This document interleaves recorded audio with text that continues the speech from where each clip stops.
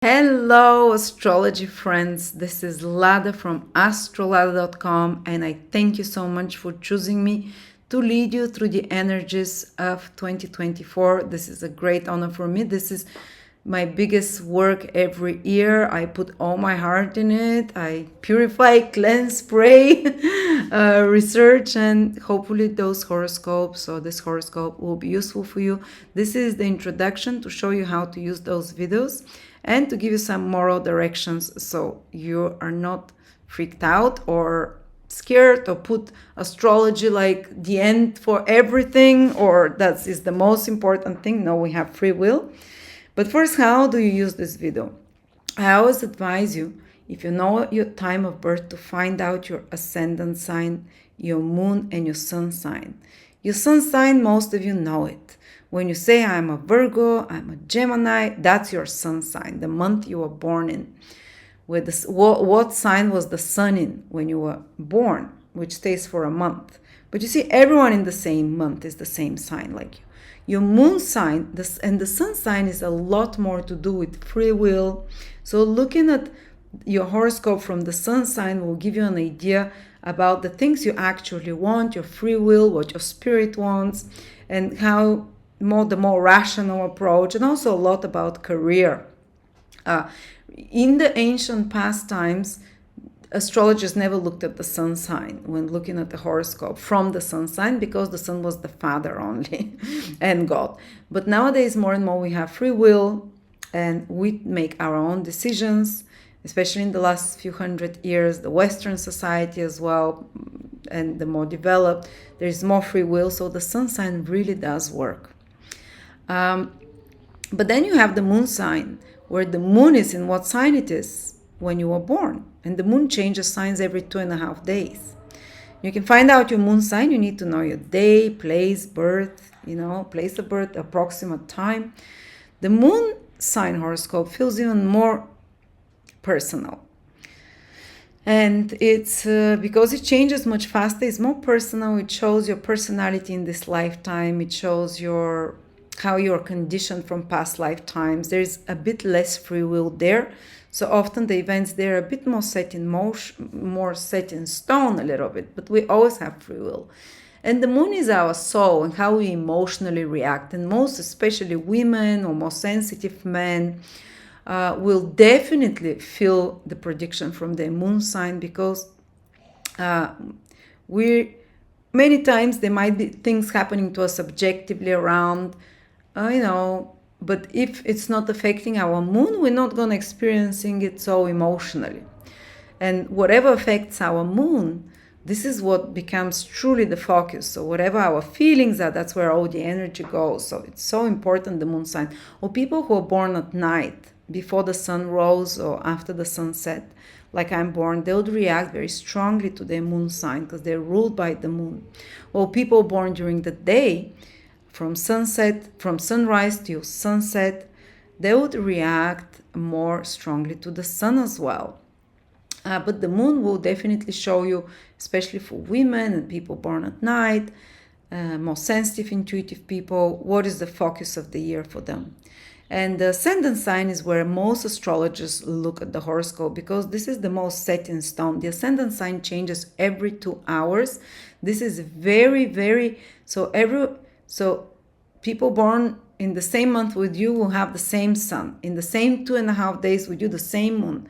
But how you'll be different from them is that every 2 hours, or sometimes every hour, the ascendant sign changes. This is what sign is on the horizon when you were born. So the ascendant sign is the most personal sign. It's the most specific for your incarnations. And it's the one that is directly related to the lessons you have to learn in this incarnation, from past lifetime connection as well. So the ancients and modern astrologers would always check first the sun, the ascendant sign or rising sign, like we call it. But you need to know your time of birth within 2, 3, 4, 5 minutes at least, correctly. Time and minute, the hour and the minute. So go to astro.com or to Astrolada. I have a birth chart calculator. Put your details, preferably if you know your time of birth, that's the best. And then go to the table below all the charts and write the sign and the degree and the minute of every sun, moon, or ascendant sign, of your sun, moon, and ascendant. And if you buy a package of videos, always start with the ascendant, give priority to it. Then if you're day born to the sun, if you're night born to the moon, or even if you're like me, born at the night, but you have a stellium, which means many planets in the same sign as your sun, that will be very potent predictions for you. But always the ascendant is the main one to look, because it's the most material results that you see. From the ascendant is definitely, because the ascendant is the physical body, the point of incarnation of the soul into the body. So it will give you the most practical material results. The moon, the most psychologically visible ones. And the sun, especially if you're born during the day, will have a few other planets in the same sign. Again, especially for what you want to see and experience and what your free will can achieve now. So write the sign. It's always like it says sun or ascendant, sun, moon. Write the sign and the degree. And then when you're watching the video of either your sun, moon, or ascendant, I will be mentioning when what I'm talking about is for the whole sign or whether for specific degrees. And every time we're giving you a PDF, on this PDF, you'll be having the degrees that will be very important for you next year. When you hear your degree mentioned, maybe I'll say Mercury will become retrograde from 15 Gemini from 15 Aries to 30 Aries. And if I say, if you are Cancer sun, well, if you're watching the video for Cancer, for example, and I mentioned from 15 till 30 degrees Cancer, Mercury will square your sun or moon or ascendant, and this is what it means. Then really pay attention for when it is and what I'm talking about. You're gonna feel that. So when you hear your specific degrees, that will be strongly felt. When I speak more generally, it will be more like the background at which your life is developing, the general background of the consciousness for this year. But when I mention specific degrees, guys, open your eyes. And sometimes one planet will affect 1 degree. For example, Uranus can affect just the last 3 degrees of Taurus, Leo, Scorpio this year, and Aquarius, while Pluto will affect just the first 2 degrees of those signs. So not everyone will be affected with specific degrees. Maybe you should be lucky, It's kind of like, no planets will be impelling you or compelling you to do something. But, so listen when I mention your specific degrees. This will be the most important thing. And now that you know how to use this video, I just want to tell you something. Don't make astrology your idol. I've been doing astrology for 20 years now. Can't explain to you how much worries and stress at the first 10, 15 years I was doing it, every time fearing a transit, every time over expecting from a good transit, fearing a bad transit. Don't. It's a waste of energy. And I try to give you both. And always when I expect something, I get surprised. I expect like this, something very different happens, again within the same energy of the planet that is activating you. So I try to explain to you the energy of each planet. Just like Pluto can be psychological transformation, it can be big release of traumatic events from the past. It can be total change of your shading of your skin and transformation, but it can be power struggles. It can be being betrayed on the lower level. I try to mention all the possibilities, but I don't want you to get fixated on the negative ones. Actually we have free will, and I've noticed it over and over, and how the planets manifest depends on your free will. And that means that, say you're starting a Pluto transit, like I said, if you know that there will be possibility for more power struggles, having more fierce existential, fight or flight responses, more dread sometimes. I tell you what is the higher vibration, so there is ways for you to channel this energy, actually to help with the cleansing and with the detoxification of the body that Pluto wants to do, and the soul and the feelings. So I give you I give you advice and remedies for everything. If you take it in your hands, if you don't get overwhelmed, even if sometimes difficult things happen, you're going to, use it to your highest ability. But you don't even need to know astrology. People intuitively know in such situations what to do, or people with good hearts, people that are more psychically in tune, people that are kind, that are connected to source. They don't need astrology. No matter what comes, why should you? Maybe astrology is more to give you direction. What are the right things to do this year? What are the things to maybe avoid? That's how you use it. Not so much as, oh, I'm going to get sick. Oh, I'm going to separate with a partner. Don't. God always has the best in mind for you. Your higher self always leads you to the best path. Usually when big dramas happen, because it's a person has taken on the wrong path. It's because a person is not making efforts. You don't have to be like a monk, live prayers and give your riches away or whatever. You need to be a decent human being.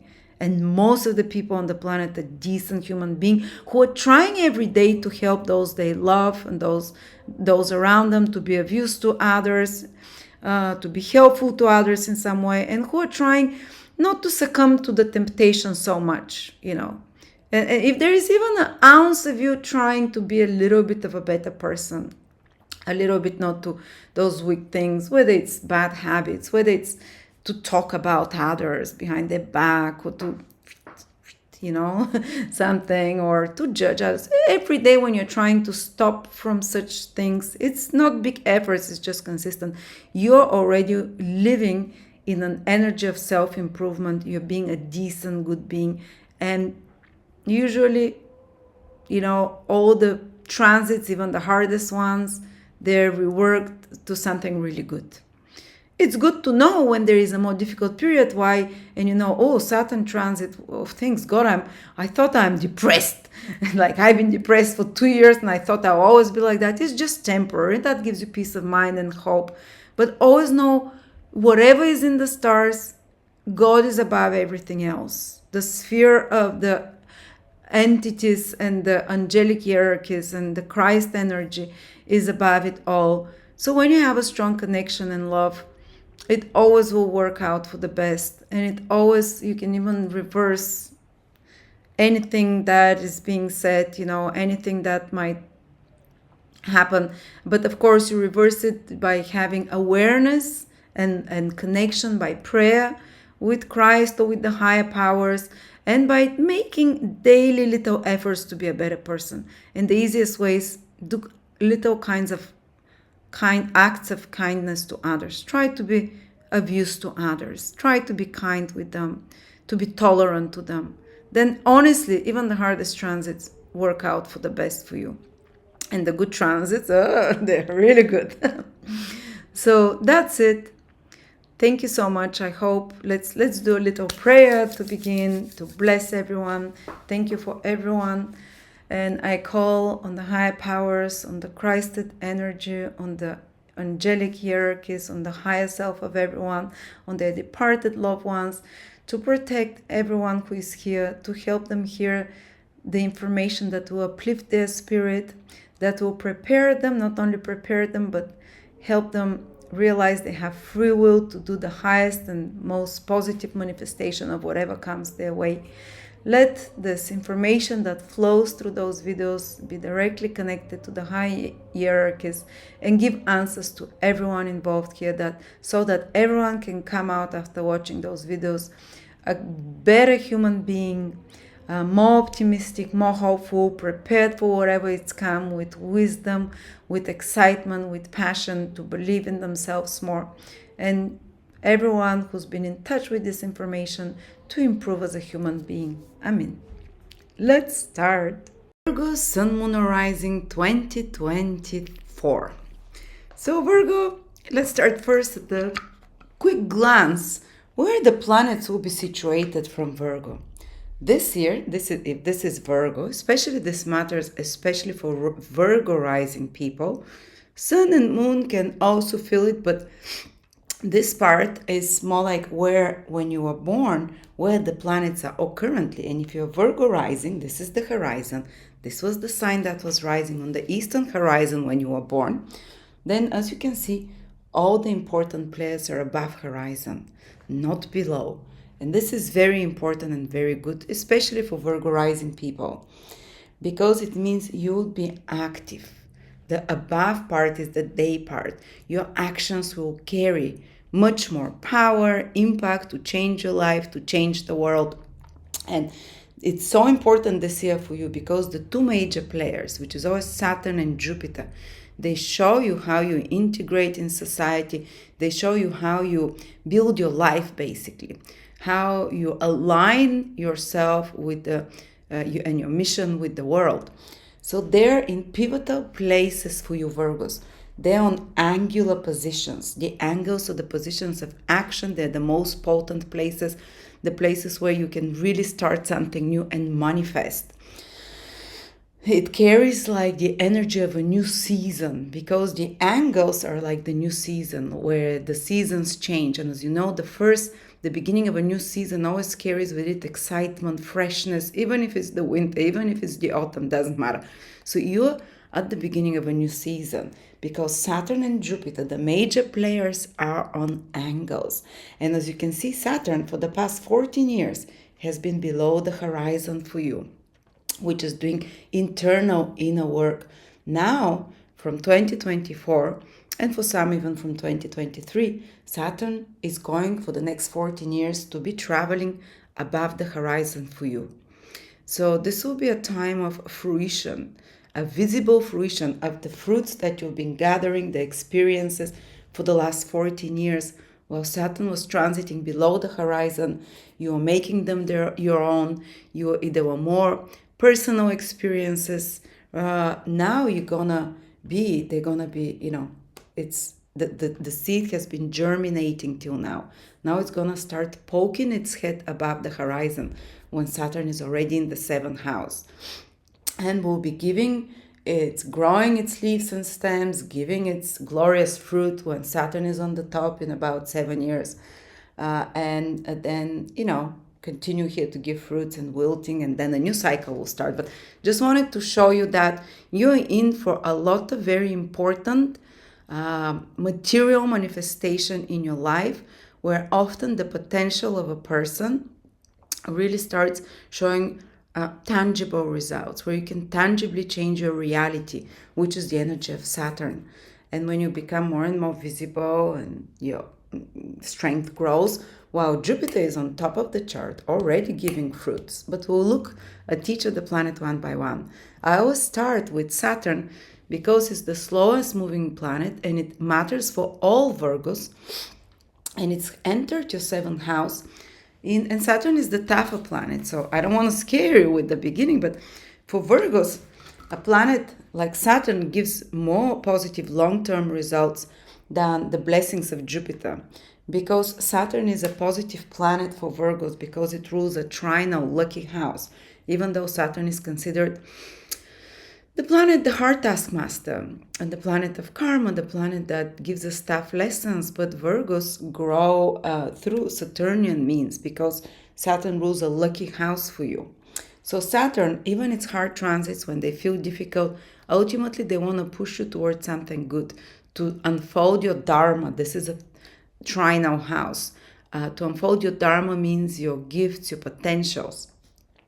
But Saturn does it in just more methods that you feel more pressure. And Virgos, you probably know anyone who is a Virgo has a feeling about that. Virgo is not the easiest of signs.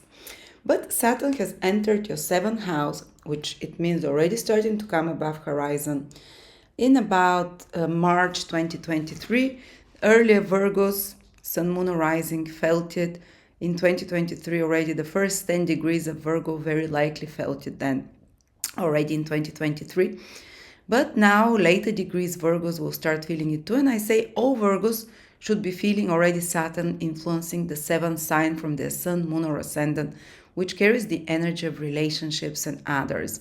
So you might notice that a lot of because Saturn makes us grow by challenges, obstacles that we have to overcome, by putting barriers in our path and making us be patient, and basically cultivating virtues in us of perseverance, patience, consistency.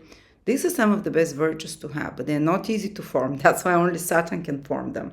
Jupiter dispenses the gifts from previous good actions and due to the divine grace, while Saturn dispenses good things only due to our own efforts.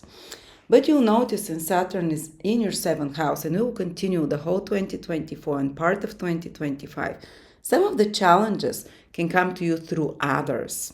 Or if it's not specifically through people, it can come to you through external circumstances.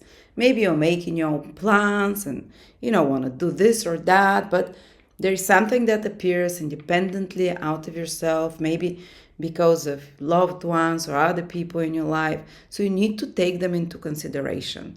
You have like an obligation, let's call it. Let's not call it a karmic debt now. It's a heavy loaded word.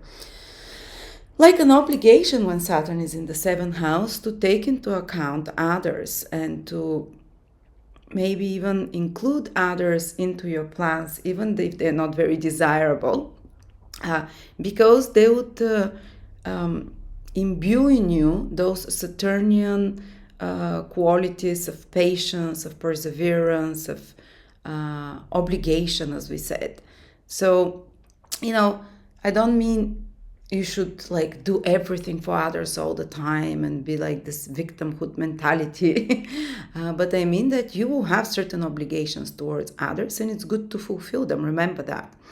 And others you might find them being more difficult when Saturn is in the 7th house.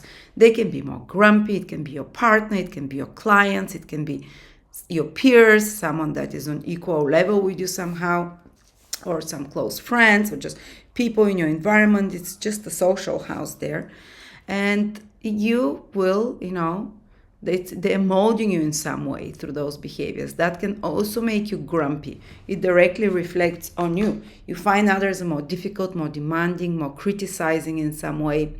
That's one way it can play, and that reflects on your mood.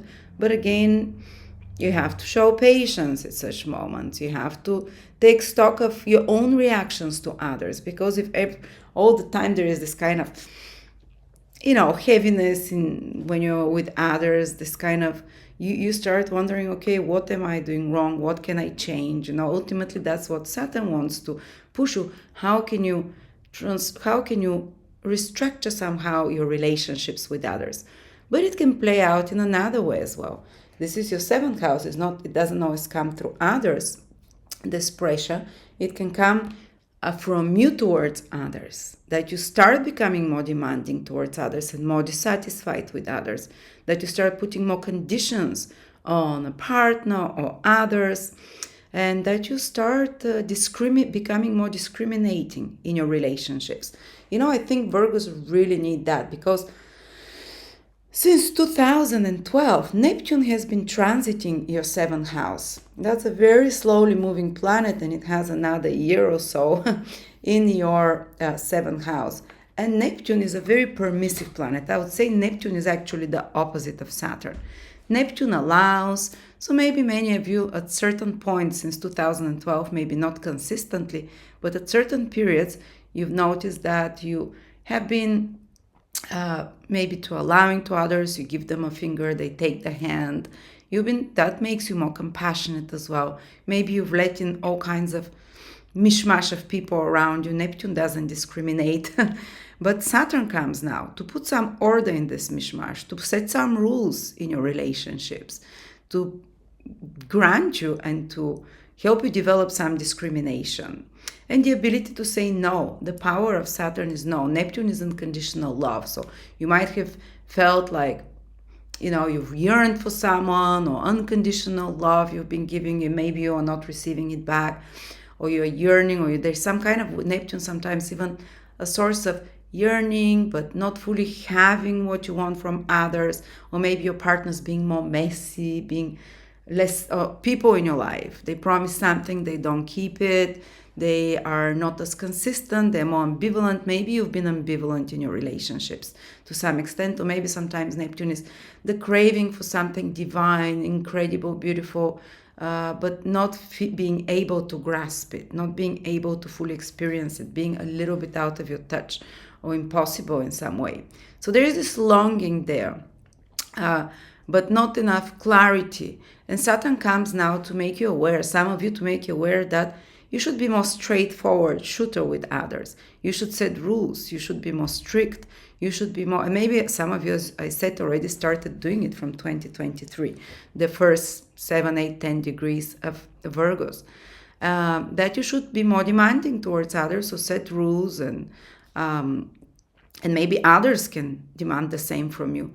Or maybe in some other way, if your partner has been wishy-washy or not very, or more passive, or not easy to access, or elusive, or even distrustful, because Neptune energy might have been that others mislead you, other promise, not always personal partner, it can be business partners, people in your life, but they're illusory, or they don't keep a promises, or they downright mislead you in some way. And you're allowing yourself to be misled. Well, now Saturn comes here and allows you burst this bubble, this bursting in the whole 2023, 24 into 25. So you can see others more realistically. You can see your mistakes in relationships with them more realistically and correct them. And be a bit more strict with yourself. Who do you let around yourself? Some of you might even start building some barriers.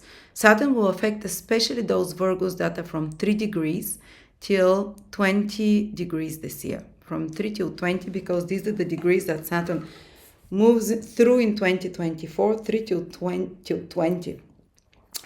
While the last 3-4 degrees will have still Neptune influence. We'll speak about them at the very end. They'll still start feeling the later degrees possibly a bit better, a bit stronger Saturn, but it comes with them towards 2025, this truly organizing ability of Saturn to help you cull the unwanted people in your life, the leeches who are sucking, or the ones that are, because with Neptune till now, maybe you've been quite helpful, you were non-judgmental. Now it's time to discriminate and to judge even, and others can do the same to you. So when you start feeling that you're becoming more critical towards others, so that you just want to remove some people from your life. It can come in very different ways. You can just clean up people around you that you feel they're users, or that they're non-productive somehow in your life, or some people can just leave and disappear. And it matters for personal relationship. This is really a time to take a deeper look at your commitments. It can be contracts with someone, it can be a business partnership with someone, it can be clients, or it can be your marriage partner, boyfriend, girlfriend that you're committed to.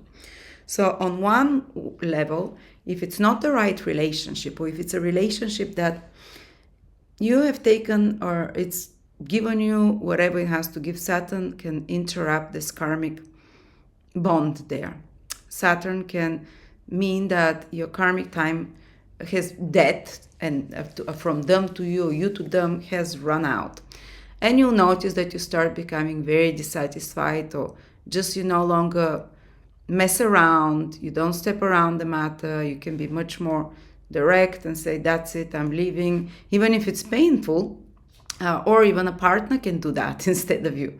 But just know, Saturn truly wants to remove the things in your life, meaning relationship, contracts, agreements, collaborations, that are non-productive. Saturn is depicted like the death with the scythe, and the scythe cuts those things that are dead, that it's not the fruit, that the tree that's not going to give fruit will be chopped off. So Saturn will chop off only the tree that doesn't give a fruit, only the rotten part, and not the living part. So it can, for some of you, it can mean totally some relationships leaving, actual people living in their life, ending it. For others, it can mean certain aspect of their relationship with a close person of theirs, partner, romantic partner, marriage partner, business partner, that has to be, the word with Saturn is restructured. Some new rules have to be put, some new regulations, some new boundaries. So you might set certain conditions, or the partners can set certain conditions. A contract, if it's no longer valid, will fall apart. But if it still can give you something, if it's still useful, it can just be reworked in some way. Saturn really loves this work, to restructure, to re-engineer, to reorganize, to streamline, to make more effective and useful. So the unuseful relationships and collaborations and contracts, so the ones that have completed their karmic pull on you, their karmic, it's been paid off, they would go away. I can tell when Saturn was transiting my 7th house, I broke up a very long-term relationship, and it was painful, and it was, but it was the time. I just couldn't anymore. Even without the astrology, that would be the time. But you can also, it doesn't mean, and the relationships that stay, they'll be longer lasting. And relationships that stay, that already exist and they're good, there's some things to correct. You will do this work while Saturn is working there. While once that there is nothing left to them, you just feel more and more distant with them. You'd feel more and more like external circumstances separate you. There will be blockages. And sometimes even in good relationships, there will be blockages for the current time. For example, your partner has to work more. This is one of Saturn manifestation, and they don't have much time for you.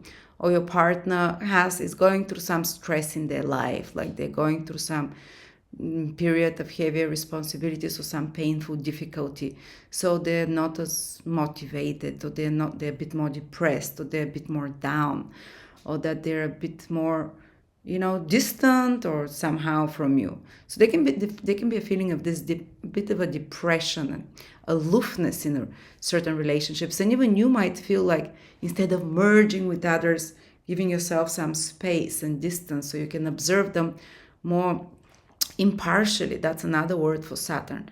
Impartial, cold reason, because you need this now. But doesn't mean be asshole to another person. Of course, always treat everyone with dignity, because another aspect of Saturn is, because Saturn is the karma dispenser, is if you've treated someone unfairly, maybe you misled them, maybe you are ambivalent towards them, maybe you are ignorant, ignoring their needs. Saturn now will show you this.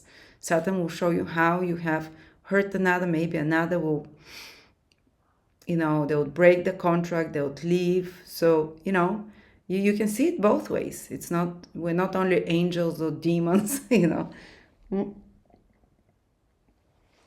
We have both sides. So for some relationships that we have not been fair or equally, or treated them as they deserve, we'll get, and we'll see the consequences of that, or we'll have a deeper understanding, at least on the psychological level, we'll understand that. So we'll either have to become more direct with them, more honest, or these people can call us out, or, so it can play both ways. But also someone who has not been, if a Virgo rising person, or sun or moon, for example, that, and if they've been leading you on, but not, giving you a promise, or just if they've been misleading you in some way, honestly, you'd find out. The bubble will burst. Or if you're yourself Virgo, there'll be a lot of situations where you see someone for their true colors. But you need a little bit of that reality, because Neptune in your 7th house for years might have made you see others through the prism of, let's say, illusions or rose-colored glasses. And Saturn now will burst those illusions, so see this person with the real colors. Or if you've been yearning for someone for years or whatever, or months, it might be Saturn coming in your 7th house very quickly will show you, will take this person out of the pedestal you've put them. It's not like they're gonna look horrible suddenly. They're just gonna look the true, mundane, real person they are. And that's something actually Virgo will appreciate, I'm quite sure. But you as Virgos naturally have Pisces in the opposite sign. You're very practical yourself, you're very organized, you're very down to earth people. But you're attracted to those Piscean types, those wishy-washy, artistic, or non-committal, or someone to save. And as you know, Virgos always are there to help others. That's why they're so compassionate to others. That's why Virgo is known as the sign of it's one of the Christian signs, and it's known as the sign of service to others, of helping others, because they have Pisces on the seventh house. They feel compassion to others. They want to save them. And we need Virgos like you. There are many people that need saving, and you've been doing it for a while now. Maybe since 2000 and something, since Neptune entered there. You've been probably saving a lot. And there has been possibly a lot of very karmic relationships with past life connections through Neptune, where there was the need to give back to someone and so on. But these people with that been in your life till now, with Neptune also there, which is Piscean energy as well, have been refining you, even if they've not been direct or honest in sometimes or reliable. They have been refining your unconditional love. But now it's time to do the inventory. Now it's time to really realize who are the honest, who are the dishonest, who are no more time left for most Virgos, except the last 5 signs, 5 degrees, left for, wasting time anymore. And that might come painfully as realization of certain things, but you would feel very relieved that you've removed certain people, or you've set new rules in relationships, reworked some contracts.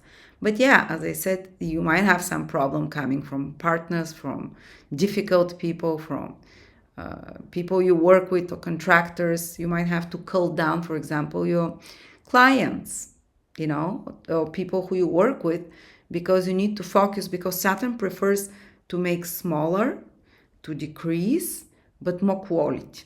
So you might remove, for example, if you have clients or whatever, or relationships, you can decrease the number. I'm not talking you being with many partners, but you can decrease the number of people in your life overall, but leave the quality ones. And Saturn is this test of who are the quality people in your life that you can truly rely on. That's what you're going to find out now. Isn't it wonderful?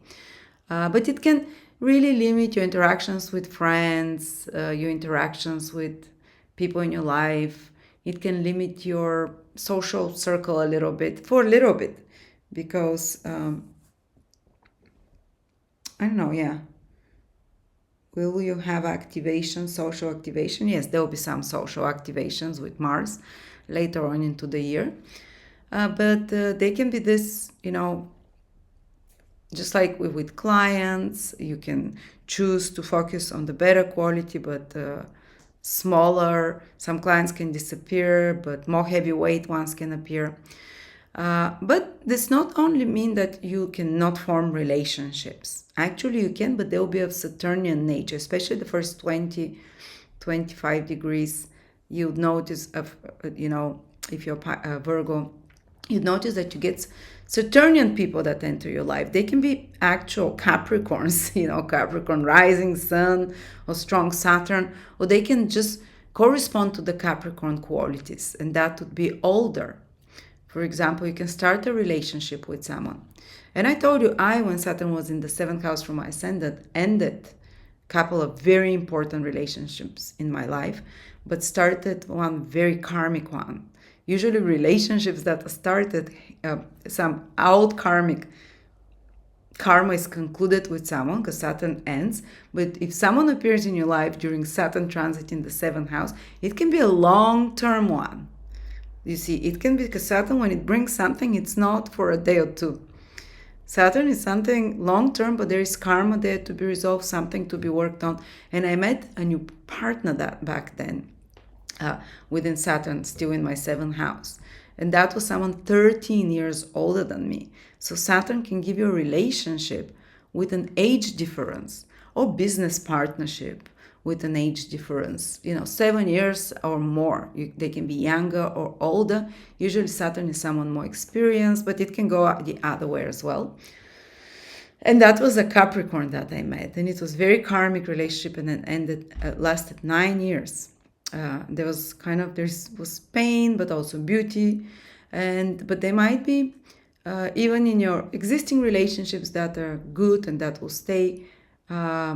Saturnian element, either set this more distance or the need to take on some new responsibility, especially with the new the relationships, the old one that stay in your life.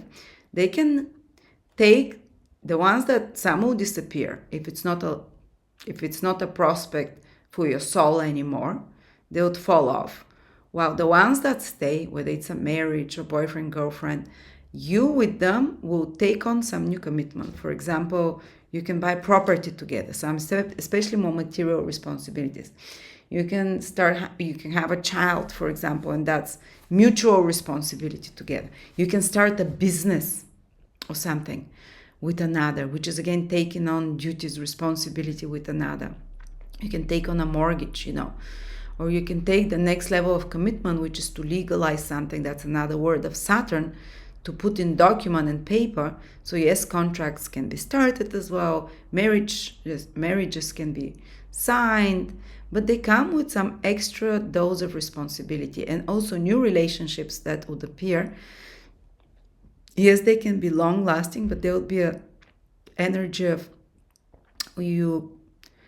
there might be even a sense of fear, or they'll start slower, which is Saturn energy. Not like there might be some obstacle initially at starting the relationship, for example, something you have to overcome together. Or there might be some external circumstances keeping you apart, or there might be, I don't know, like you can imagine there might be another person, or divorce, in the process of divorce, something like that. It's a possibility that there is some challenge, or if it's not a challenge, the partner is quite Saturnian.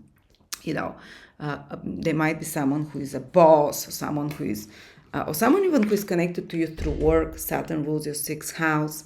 Or they can be someone, but also I think for many Virgos that in that age, it can be taking a new responsibility with a partner by having children. Saturn rules the 5th house, goes in the 7th house. Some responsibility of maybe not having a child, maybe some that will test your relationships, your children in some way, will test them, because you have to help them in some aspect, because they might be going through a difficult stage and you need to take more responsibility together with a partner. But just having naturally a child, it's a great possibility with Saturn, ruler of the 5th and the 7th. But since Saturn rules also your love house, going in the 7th house, it's great possibility for some of you to fall in love, definitely. Love goes, the planet of love goes, and that's why Virgos don't show public affection so easy, because they have house of affection, of expressing love is Capricorn. It's Saturnian. It's kind of, Saturn is this ice planet. It's more, be careful. It's like, what will people say? Keep decorum. Doesn't mean they're not sensual and amazing lovers as Virgos, whatever, just more in the public, or they're not the ones to come and touch you all the time and whatever. They express their ways in Saturnian ways. You as Virgos will do something practical.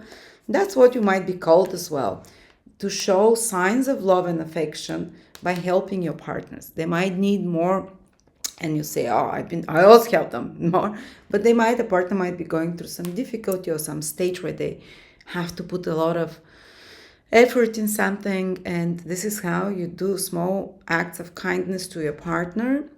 And we talk here for people that are important for you, business partner or friend or marriage partner, or you can also, also you keep in mind that with Saturn, you have to have measures. You can't, it's not only Neptune, like only Neptune is like, you give it all. And with Saturn is, you do small and measured acts of kindness, practical ways to help others that might need your help. Actually, with Saturn in the 7th house, you can get a lot of done for another person, and with another person, something that's tangible, practical. That's why I think like even creating partnerships to create something creative. You can use 3 times creative in a sentence. Making partnerships, 7th house, with someone. So you can create a child or you can create a project. It can be a business partner that is to do something serious, and it has to be contractual. Don't rely on promises. With Saturn, you have to do it in a Saturnian way. Sign a contract, what the responsibilities of each side will be, how is the best way to, what each one has to do. Even if we're talking about the marriage and you're having some problems, sit. That's a great remedy with Saturn when in the 7th house. Sit and be very specific about, not wishy-washy anymore like Neptune. Like, oh, let it go, it will sort itself out. No, you sit and you divide the roles. This will be your responsibilities. My love, it's been, there's a way to talk with partners. It's like, no, my love, it's been heavy on me. It's like I always do the housework. Can you help me with that? Let's split them. And it's like a negotiation in a very detached tone. This is the way to approach with Saturn, not emotional and getting excited. With Saturn is serious, quiet, calm tone, slowly. And you state what your demands are, you state what your needs are. Make a list. Saturn loves lists. To be clear, because you have Pisces in anyway, Neptune for so many years in your 7th house. The rules have been meddled and mushed, and maybe you gave too much to your partner, or maybe you didn't give them any responsibility, or maybe you let them off the leash, or maybe they let you off the leash, and now they demand that you're more responsible, that you do certain things differently, or you demand from your business partners or your clients. You'll set new rules for your clients. You'll set new rules for your business transactions. You set new rules for a new structure in your personal relationship. Again, do it in a kind of detached, business-like way, not cold-hearted. We don't like. This is very Saturn as well. In a detached, calm way. And believe me, last year I had quite a few people who had Saturn transiting their 7th house. And they were like, it's getting so hard in the relationships. We're very negative to each other. We're criticizing each other. And I'm like, because you're not saying what you expect from each other. So sit and say, if you love the person, if you don't love them anymore, no one would make this effort, unless you have something to stay together with for. And then Saturn will end those relationships, most likely. That there is not enough love for them and there is not enough desire even to make an effort, because then Saturn, the other extreme of Saturn is extreme laziness, and like you can't stand the person and they can't stand you anymore, and what's the point being together? You feel like locked in prison. But if you have to be locked in prison for some reason, whether it's children, whatever, I don't advise it for anyone, or maybe you're paying off a debt or financial reasons, you might have to, sometimes Saturn in the 7th can lock you in some contractual relationships because you have to fulfill some responsibility, as I said. And if it's like that, again, it would be good. So this kind of disliking doesn't grow, and this strong dissatisfaction in the soul doesn't grow. It will be a good idea to set some rules and to speak kind of business way what it should be like. And some of the relationships that survived, that's what they did, and now they're great again. But if new relationships appear, they can be age different, they can be connected to work somehow with you, they can be connected to some creative project you're doing, and they can be, Saturn is again, if it's the right relationship, Saturn will confirm it, commit it further with further obligations together. But again, I would recommend, like, now it's not time for just dating and trying stuff, because Saturn wants contracts when it's in the 7th house. Saturn wants commitment. Maybe with Neptune in the 7th house, you might have been misled in relationships, confused sometime over the last 10, 11 years about partners. But now it's time and you'd feel it, that you don't just want something superficial, you want something more committed, you want something deeper. And actually, it can be really good partner that appears in your life, because, as I said, Saturn is the rule of the 5th house, true love. in the seventh, commitment. But again, because it's Saturn and it also rules the sixth house, there is an element of duty as well. It's an element of something you have to complete together to give back to each other. But it's okay. Most relationships carry that. And and of course, if contracts are signed now, they can usually carry longer term, but have extra duties and responsibilities in them.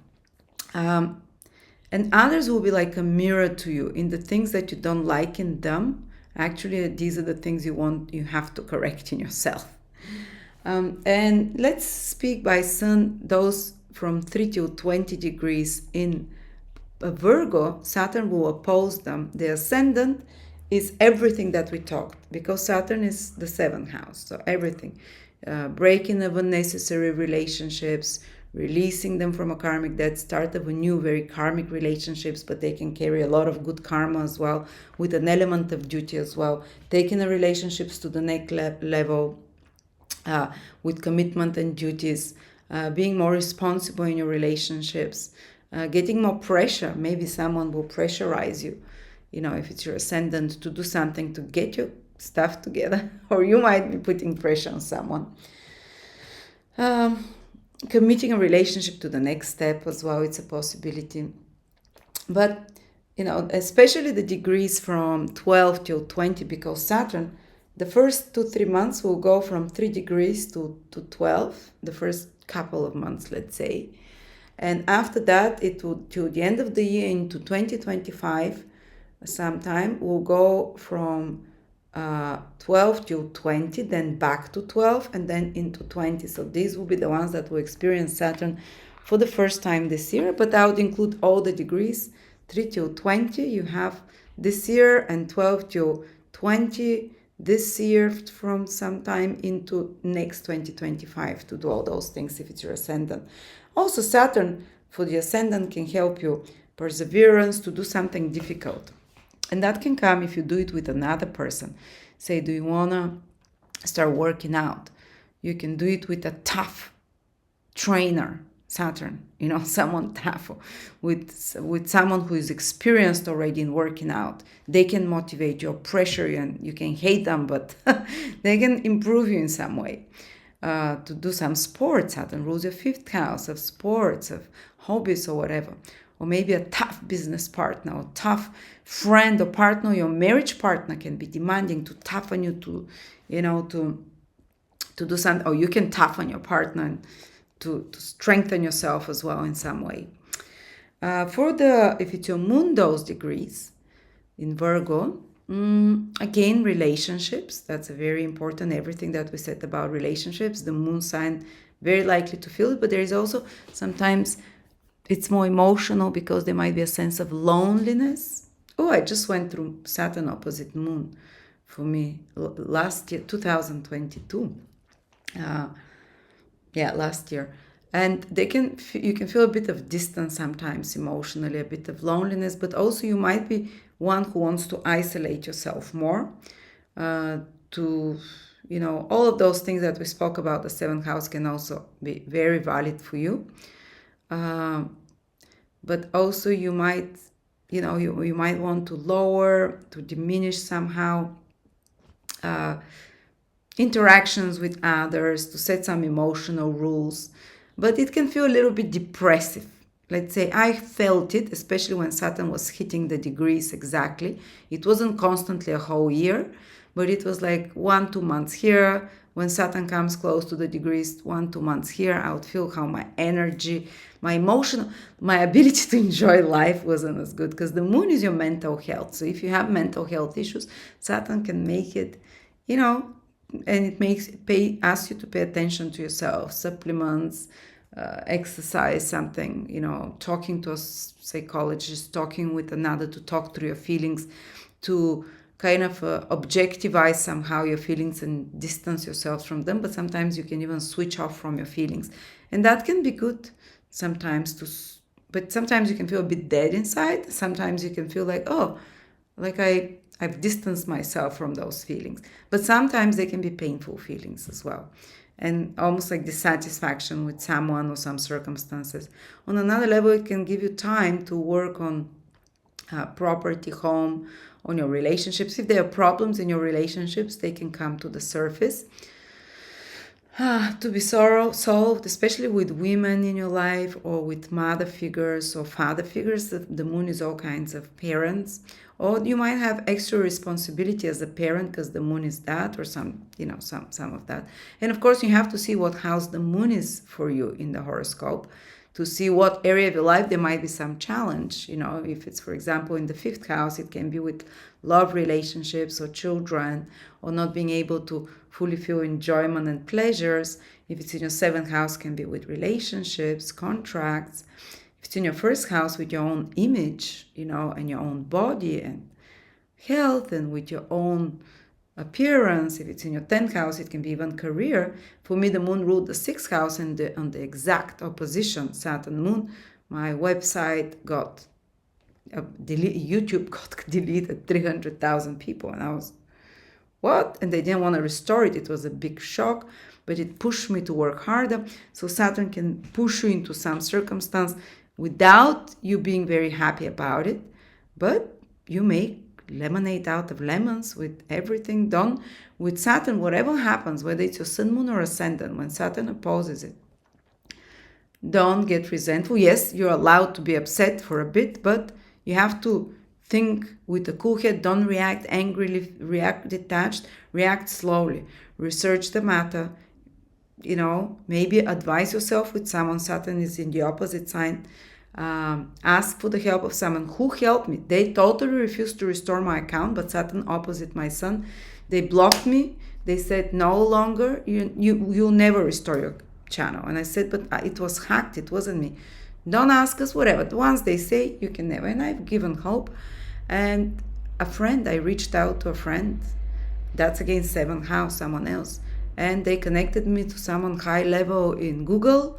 And I had to do something, give them money, whatever. And they unlocked the channel. So again, you can, even though problems and blockages can come to you from others, whether it's your sun, moon, or ascendant, again, someone more experienced, whether it's a lawyer, whether it's someone with more experience, they can help you.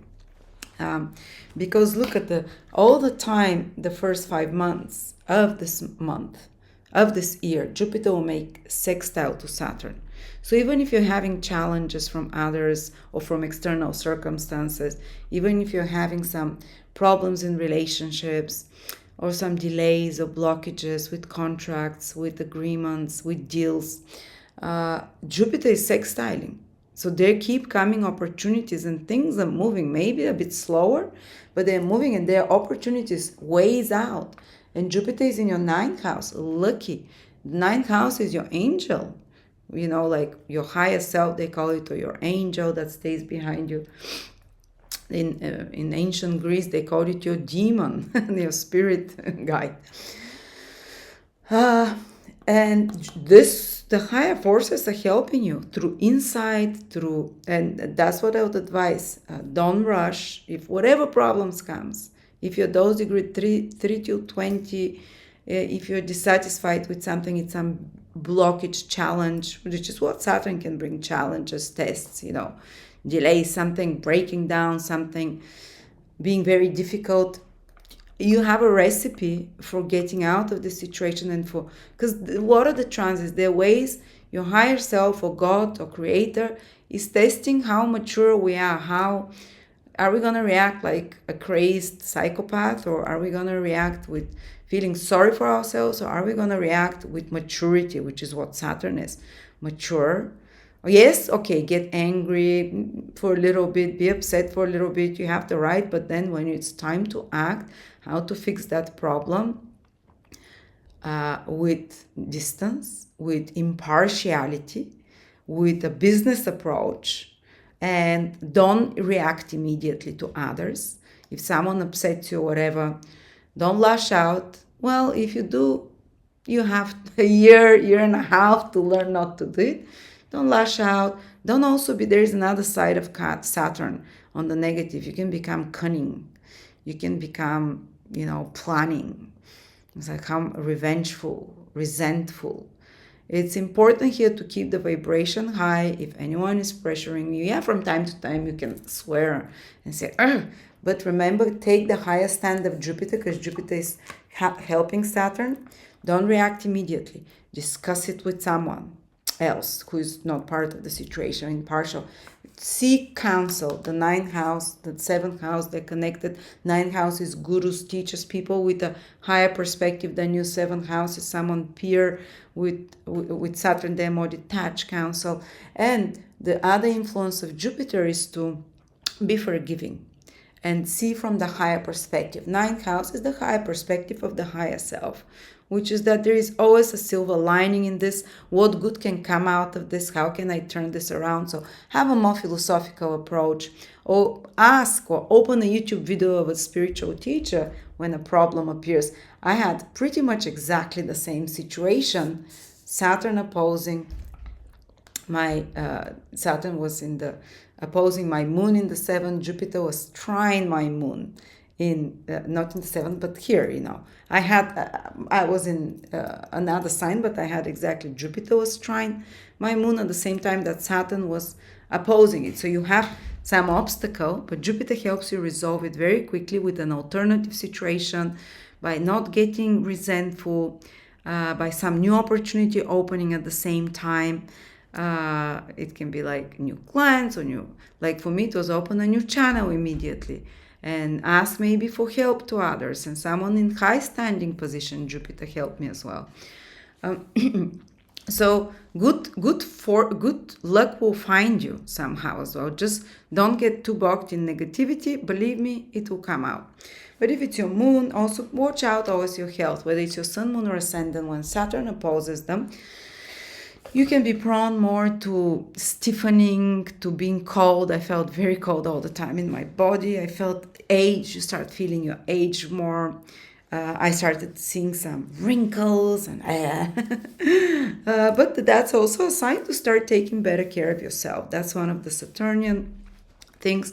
Be more responsible to your body, if it's your ascendant, to your moon, to your hormones, to your health, to your female organs, to your blood. Keep it clean, keep it moving. With Saturn, always a bit of sun helps, because Saturn is the opposite, darkness. With your sun, if it's your sun, again, you can feel cold, stiffening kind of, or cold conditions, or rheumatoid conditions, or some chronic conditions.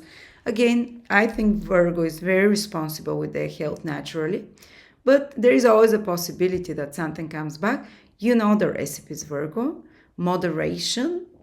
You know that Virgo's main organ is the small intestine. That's what Virgo rules. And Saturn, when it aspects, always remember that probably 90% of Virgo problems will come from the small intestines. Even if it's an allergy, even if it's something that is not connected, search for the answer in the small intestine. And Saturn is the energy of cleaning. Saturn is a cleaner, and Saturn's energy is moderation, small, so smaller portions. Saturn is elimination of certain foods that can be irritating your intestines and so on. So if you see your immune system lowered, or getting more colds or stuff like that, apply the Saturn approach to them. Be moderate, smaller, eliminate something, be more responsible, little but consistent efforts. And the antidote of Saturn is more sun.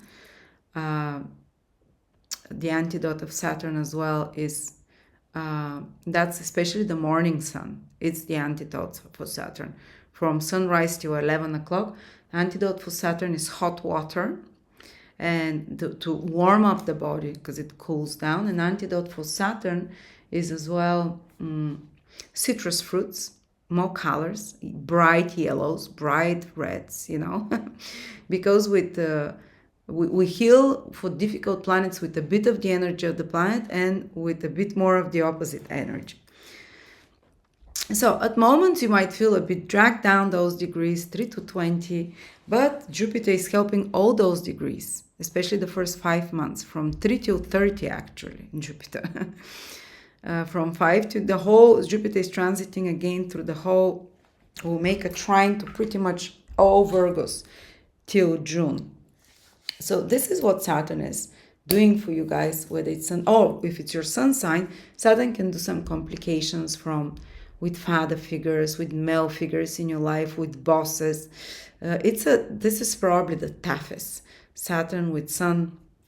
You might feel like someone is challenging you, or that your ego, or that you're hard on yourself, or that you're being criticized. The Sun is your sense of confidence, how much you can achieve. So you might be, in some cases, you might feel that you're being criticized or not approved enough, or in other cases. But again, Saturn is a hard taskmaster, even if it appears in the face of people that are not so likable. But through Saturn, the universe is trying to bring out better qualities into yourself and to improve you. And for the Sun in particular, it's about your goals, what you're here to create. But I've also seen when Saturn transits the Sun, when I had Saturn opposite my Sun, was very tough time psychologically, emotionally. I felt I had a lot of resistance, but that's when I built my astrology business, the first year of it. I had to really push myself out of my comfort zone to start. I was very shy, very bad with communications. I had to push myself to put myself out there. I did not believe it would work. I was very down. I was very despondent. I did not believe it. But I kept doing everything, trying, because my partner kept forcing me. You see the 7th house. He kept pushing, and I hated him then. But I'm so glad I followed. I would do it just like, because he said, you don't work, you're at home, I'm paying the bills, at least do those things. And he would give me a list, do a video today, do an article today, call someone to advertise, or make a few free horoscopes online. So I started doing those things, and there was an external pressure. I'm so ashamed to say that I was forced into astrology. And then through that 1 year, I started liking it, and I started putting more and more time. So often with Saturn towards the Sun, there might be some external pressure to do something, or it can be inner motivation. If you're a mature enough person. I was not mature enough yet, especially for younger people. It can be external pressure. But if you're naturally someone who forces yourself, this is the time when you're going to push yourself harder to achieve some goal.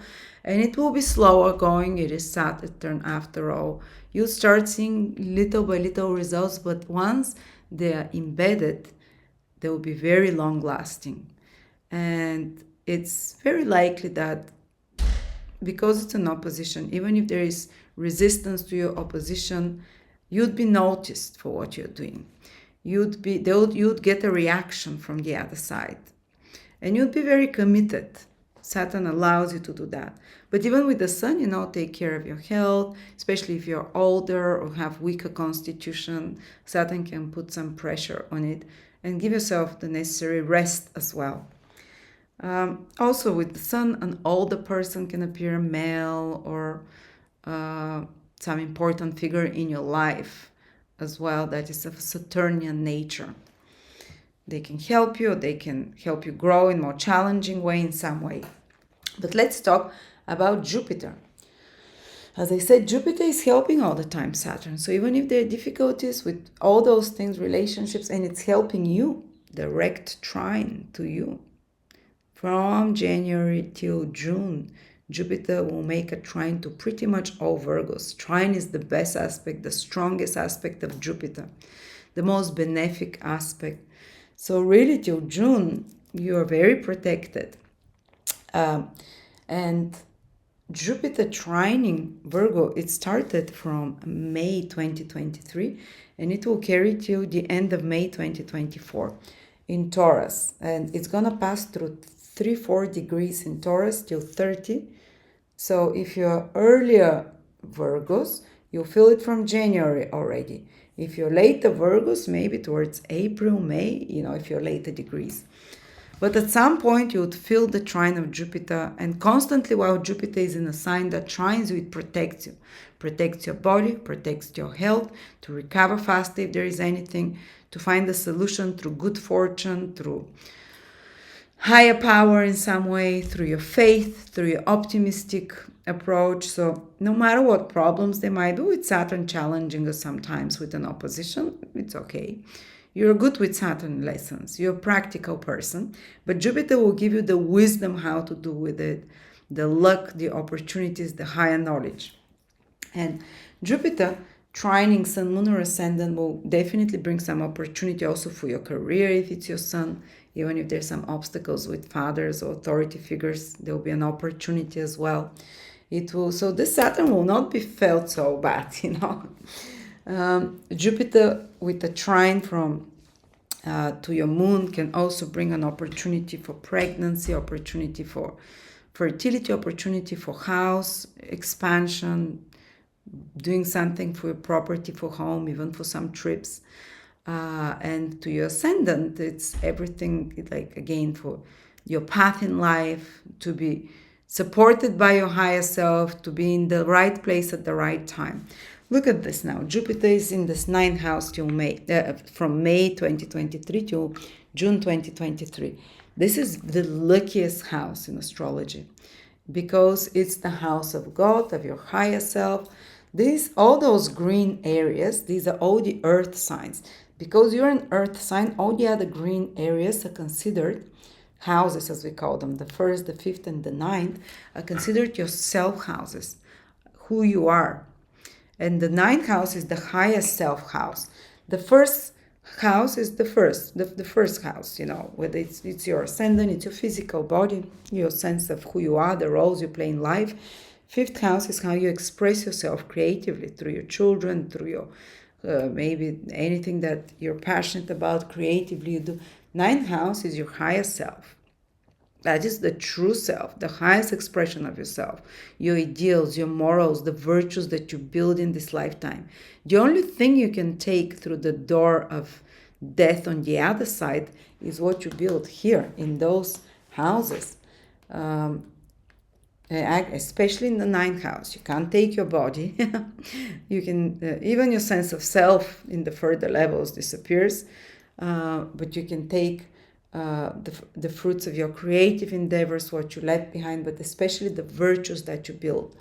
So this is, if this 9th house is good, the whole horoscope, no matter how hard and difficult, will be, you have luck in life. But how can this 9th house be good? By building virtues, trying to be kinder, better, forgiving. These are the Christian virtues. These are the 10 commandments virtues as well. By following the higher moral, don't lie. The one names of the 9th house is truth. Be truthful always, even if it's gonna hurt someone. Better don't say it, but be truthful. Or don't say something, but don't lie. Just say, So that's what will change your vibration. So you have this rare opportunity while Jupiter is in your 9th house to align to your higher truth, to align to the truth overall. So it's almost like you'd know if there is something misleading you. You'd know. The intuition is very strong when Jupiter is in the 9th house. And for many of you, it's a very subtle process that you might even not be aware of, but when you look back, you'll say, oh, I had a gut feeling. It was so true. So listen to this intuition, to this higher self. It's going to lead you to the right opportunities. It's going to lead you away from the unsavory situations. So that's one thing that's going to be very strong, and it's going to get you out of any trouble till June. Another thing is there will be 9th houses. Truly like angelic power can come to you. Truly like omens and signs from the universe. This is how God talks to you, through omens, signs, not through the logical mind, but through, if you're logical enough, but through symbols. You can see two birds together. Say you meet a new person. Let's say Saturn is in your 7th house. There is possibilities of very important developments in relationships. And they say, let's make a contract, or they say, let's do this together, or you really like them. But you've been burned many times with Neptune in your 12th house, that it's they're ambivalent or they're not reliable. And now you're like, is this going to be the right person? Watch for signs. Jupiter will give them to you. You meet this person, you're thinking about them, and suddenly you see 2 magpies on your window. Or even you're single and you're wandering, you see 2 magpies, which is a symbol of love. Start reading and deciphering symbols, and you'd immediately know. You'd immediately know. I'll give you an example. When Jupiter was in the 9th house from my sun, that was in the 9th house from my ascendant in Libra, I got pregnant, but I didn't know that. And it's like, I was not aware at all. I was not trying. That was my daughter that happened. I was just sitting there with my baby that was month and a half old, and a butterfly came around me and around the two of us and made a circle 3 times. And I noticed it, and I immediately, that was a sign for me, and I immediately intuitively knew, and I took a test and I was pregnant. So definitely you'll be receiving signs. You'll be receiving, if you want answers to questions, already now, when Jupiter has been in your 9th house, it's going to stay there till the end of May. Questions about your future, questions about what is the right path to take, who is the right person, where is the right place to go, what is the right direction to study. Make a prayer. 9th house is house to connect to a higher self. Your prayers will be heard when Jupiter is in the 9th house. You will receive signs. Sometimes the opportunities will actually fall on your lap. But sometimes you need to make the step. You might get an inspiration. For example, when Jupiter was in the 9th from my sun, this thought kept coming to my mind. You have to contact this person. And they were a very famous person. I thought they would never answer me. And in the middle of the night, I woke up and I listened to that hunch. It was very uncomfortable. I wanted to, and I was like, and I met her by chance a few months before that in some get together. And I said, no, I'll contact. She doesn't know me. I contacted her, and she immediately agreed. And we basically, thanks to that partnership, we were both able to buy property, let's say. So that was, listen to those hunches. They will come. Sometimes you need to make the step. Don't expect it that it will come on you. And I'm not talking just about partnerships. I'm talking about any kind of activities you have to take in your life. When Jupiter is in the 9th house from your sun, moon, or ascendant, I gave you examples from ascendant, from sun. It's a very good time when the universe aligns you to your dharmic path through symbols, through knowledge, through faith, through sudden lucky coincidences. You'll see more and more lucky coincidences. Despite Saturn being in opposition, at moments you can feel a bit down. It's almost all the same degrees, from 3 till 20. But there is Jupiter there that it will bring some opportunity, especially the first 5 months. And not only some, it might be more than one. With the moon can be personal life as well, with the sun, career, important relationships, goals, important male relationships, goals, projects, with the ascendant, all of those things. But Jupiter in the 9th house connects you to higher power, your spirituality, your faith in the universe, your cosmology. It's time to really, you can come across incredible teachers now, whether online. I discovered incredible teachers when Jupiter is always in my 9th house. Actually, it's, what can I say? It's the previous Jupiter through my 12th house was when I discovered one of the most important teachers in my life. And so be open, mentors will come into your life. They might be in a most unusual shape. They might not be with the orange robe of a Buddhist monk. They can be in the shape of, what does Jupiter rule for you? In the shape of a family member. Jupiter rules your 4th house. In the shape of a partner or another person. Jupiter rules the 7th house. You have just a normal person that gives you advice that changes your life or directs you to the right job or directs you to look at this, and then you discover something that is part of your path, your dharma. So truly the universe will have a finger in helping you, aligning you to the right path in your life, aligning you, the dharma, which is the 9th house, the dharmic house, is the house that your soul truly wants to be on, that will give you true happiness. There is also ego desires. When we fulfill them, they give us happiness only for a short time. Say maybe this car you wanted to have, or maybe this person you really want to have, and you get them, and then within 5-6 months or a year you're just bored with them. If it's not the dharmic partner, if it's not the dharmic job, if it's not the dharmic path, you get it, you get fulfillment. Rahu satisfies those non-dharmic desires. Jupiter satisfies the dharmic desires, the ones that your soul truly wants. Even you might not be aware that you want that. And when Jupiter brings you something, it's something that gladdens your heart and soul for many years. It's like a Jupiter rules children, often they're for lives. That can be a sense of joy.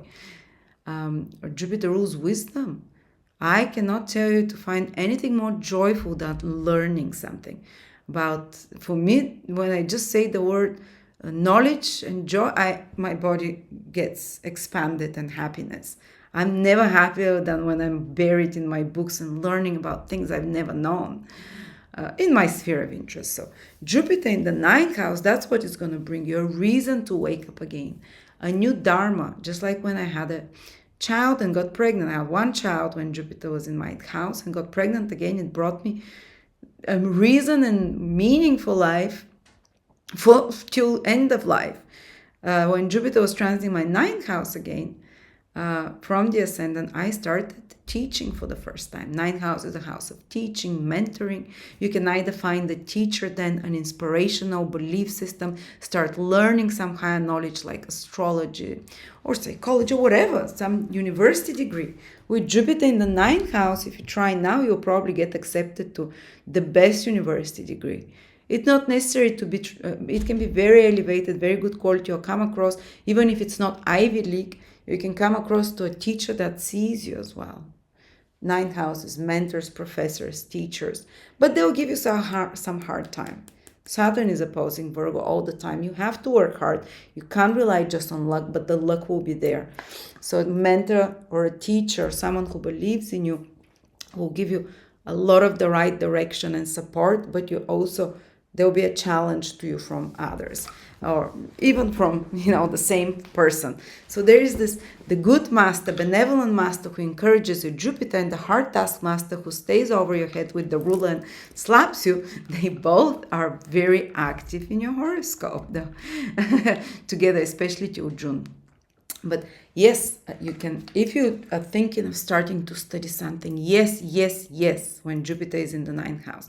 For me, as if it's the Ascendant in Virgo, you definitely can materialize. If it's Sun or Moon, again, it can be something. But for me, I just had Jupiter in my ninth house from my Moon recently. And that's when I got very much into human design, and I started again teaching and so on. So these are all very beneficial activities to do. You can research some system of knowledge, you can research some higher knowledge, you can come across something that sparks your fire, some higher knowledge or some cosmology that starts to clarify the purpose of life. Jupiter will answer big questions for you. And for someone, the big questions in their life can be like, what is my purpose here? Jupiter can help you see that and align you. When I started studying astrology, when Jupiter was transiting my ninth house, I was so despondent at that time. Saturn was also transiting my planets. I was crying every day, and I started praying and saying, God, please, what should I do?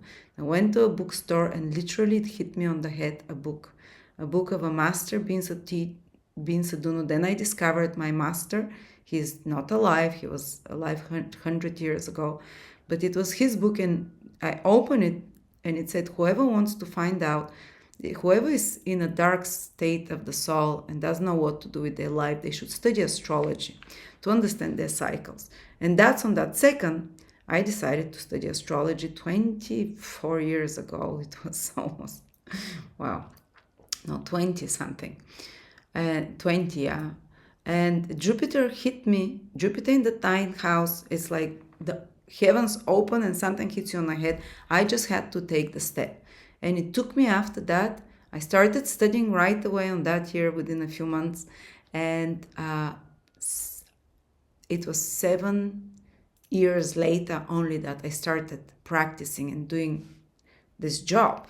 7 years I studied, but Jupiter can open for you an opportunity to discover my life took meaning. So for someone, the big questions can be, what is the meaning of my life? You'd get an answer. You'd get a sign. For other, or you'd come across incredible psychic or astrologer or counselor or advisor.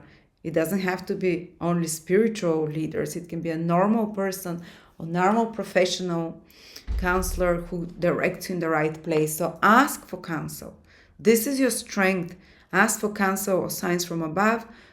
It can be from someone from family. It can be from another person in your life. You'd receive great advice now from someone that aligns you to the right path. Or for others people, the big questions can be, I want to know how the world was made. Is there God? Is there no God? Someone can be more philosophical. I became very philosophical then. For me, astrology formed my cosmology, and the next time Jupiter transited, I systemized it through anthroposophy. 9 houses, your understanding about the world. Some people are totally non-believers. They believe everything is material. That's their belief system, But when Jupiter is there, they expand it. They really feel good with that. But usually Jupiter would spiritualize your belief system to make your horizons expand, to see that there are more possibilities and the world is more wondrous, more incredible than we think. That's why there is this big waves of hope that come into a person as well. Yes, I can do it. Yes, it's possible. Yes, there is a universe that has my back. Yes, there is a universe that is supportive of me. Yes, there is a higher purpose and meaning in my life. I'm not just a drop in the ocean without any meaning, just some kind of piece of dust that formed by mistake. So some people can have spiritual revelations. Some people can have uplifting just of the spirit in some way, or just see the bigger picture. And even if there's some obstacle, believe me, you'd find the silver lining in it and you turn it. This is the perfect situation, Saturn hard aspect, Jupiter hard aspect, of getting lemons and turning them into a lemonade and making it with grace. Let me just close the door. Keeps crashing. Okay, thank you.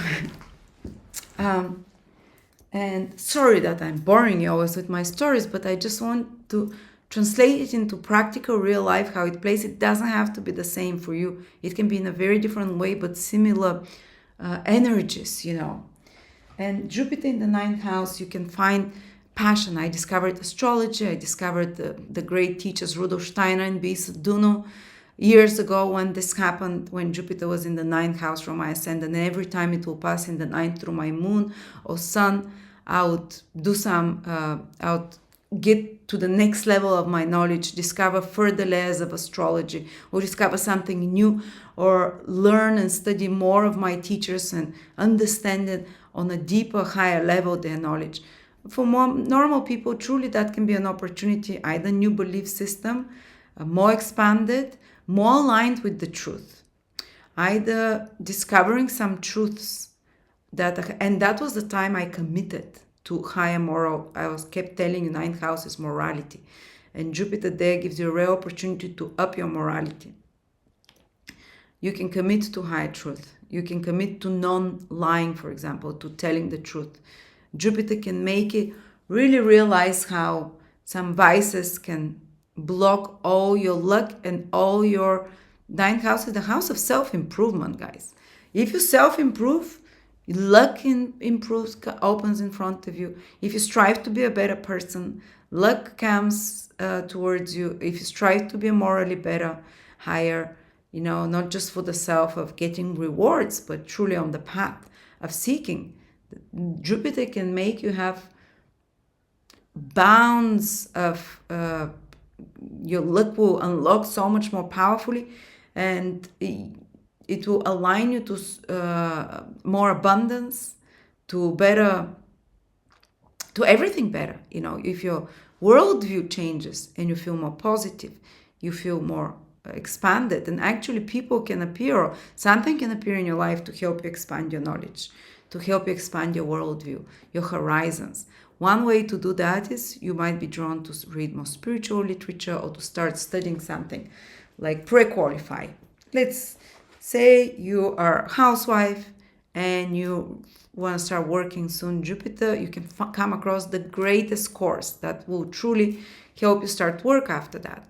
Or you might be already doing what you love. Jupiter there, you can expand your credentials, you can expand your knowledge, taking some courses or seminars extra, and you'll do it with passion. Jupiter is enthusiastic, not because you have to, and you'll really enjoy it, and it will expand your opportunities. So if you have a chance to learn, or you can be studying something, or you might be in a career that you're not happy with anymore. For example, let's say dissatisfied. Jupiter is in your 9th house.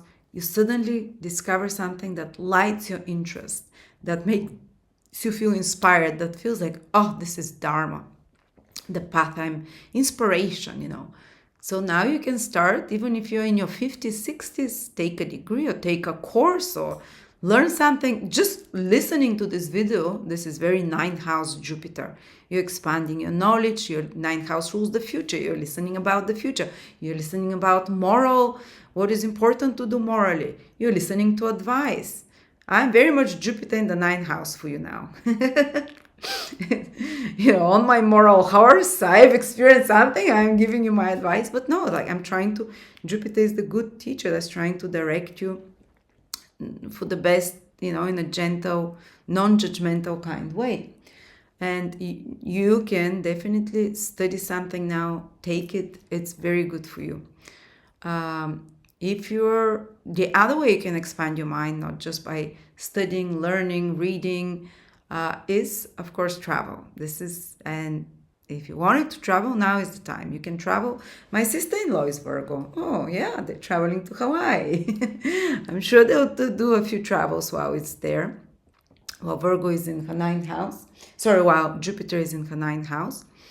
And 9th house is your good fortune and luck as well. So you'll be luckier. It can make you more fertile as well, Jupiter, because it's making a trine to your, whether it's Sun, Moon, or Ascendant, a life-giving points. Or if you're older age, 9th house can be grandchildren.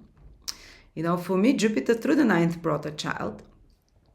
Sometimes it can bring grandchildren as well.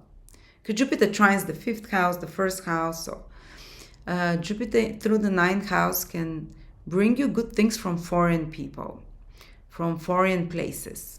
They can be, some opportunity abroad, grab it. Well, Jupiter is in your 9th house, definitely. The first part of the year, something good can happen.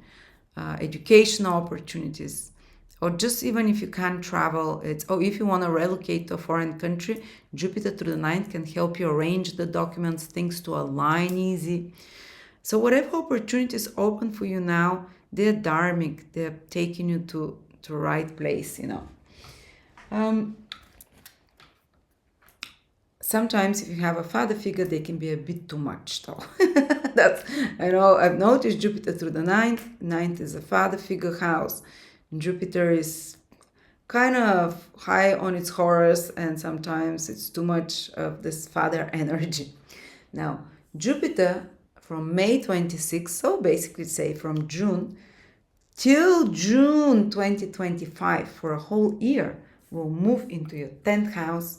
So from the second part pretty much of the year, from June till the end of the year, and the first half of 2025 moves into your 10th house. Again, it will aspect Saturn, but this time in a square. But Jupiter aspect is still good, and they have good reception. Saturn received Jupiter. Jupiter receives Saturn in Gemini. So despite of the square, even it might feel a bit more challenging, but it will be very happening, and very positive manifestations will be happening. And you see, we're going to have Saturn and Jupiter in angles.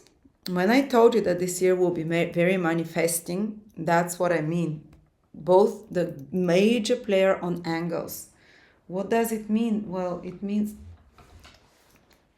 things will be happening. Angles are new beginnings. There will be new beginnings, guys.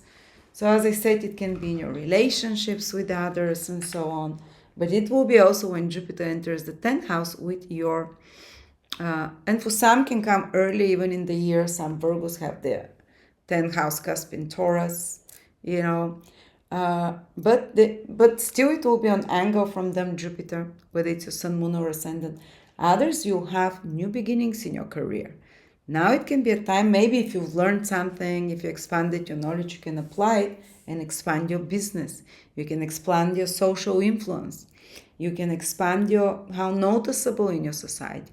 You can get a promotion, for example. Maybe you pre-qualified, um, or shared your wisdom or taught something. Great time when Jupiter is in the ninth house to start teaching if you want, to benefit throughout that. But in the 10th house, now your business can expand. You can get promoted. You can get noticed by bosses. Bosses can be more benevolent.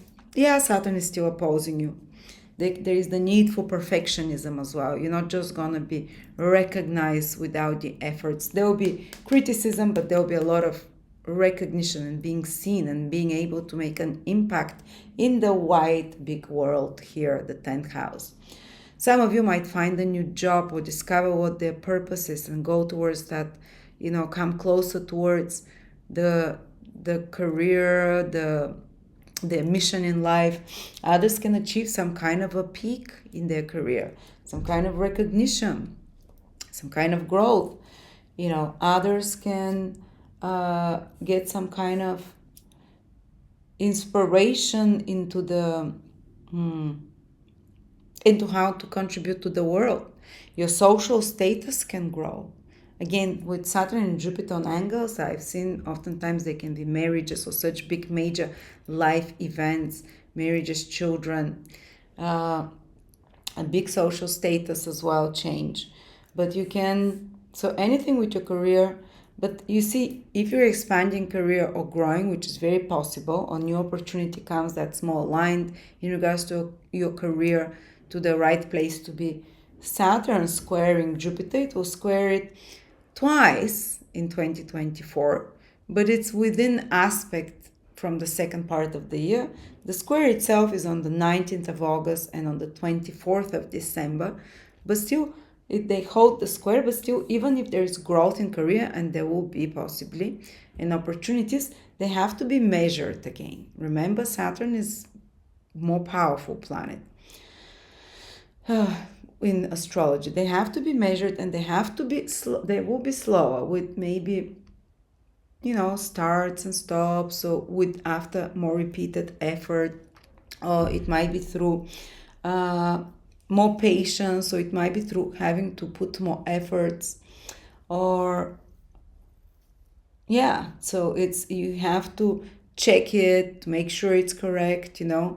But definitely this growth here can happen, and especially people that have been putting the hard work before, they've been working, they're deserving, they're in the right field of career, they've been trying for some time. Now it can be the time where you have the breakthrough in your career finally, where you make it, while others can start new careers and so on. And actually, someone can help you in your career. Jupiter rules your 7th house. It can in 4th house. It can be even a family member that helps you with your mission in life, or it can be a partner, marriage partner, relationship partner that activates this here. That activates your achievements and fulfilling some.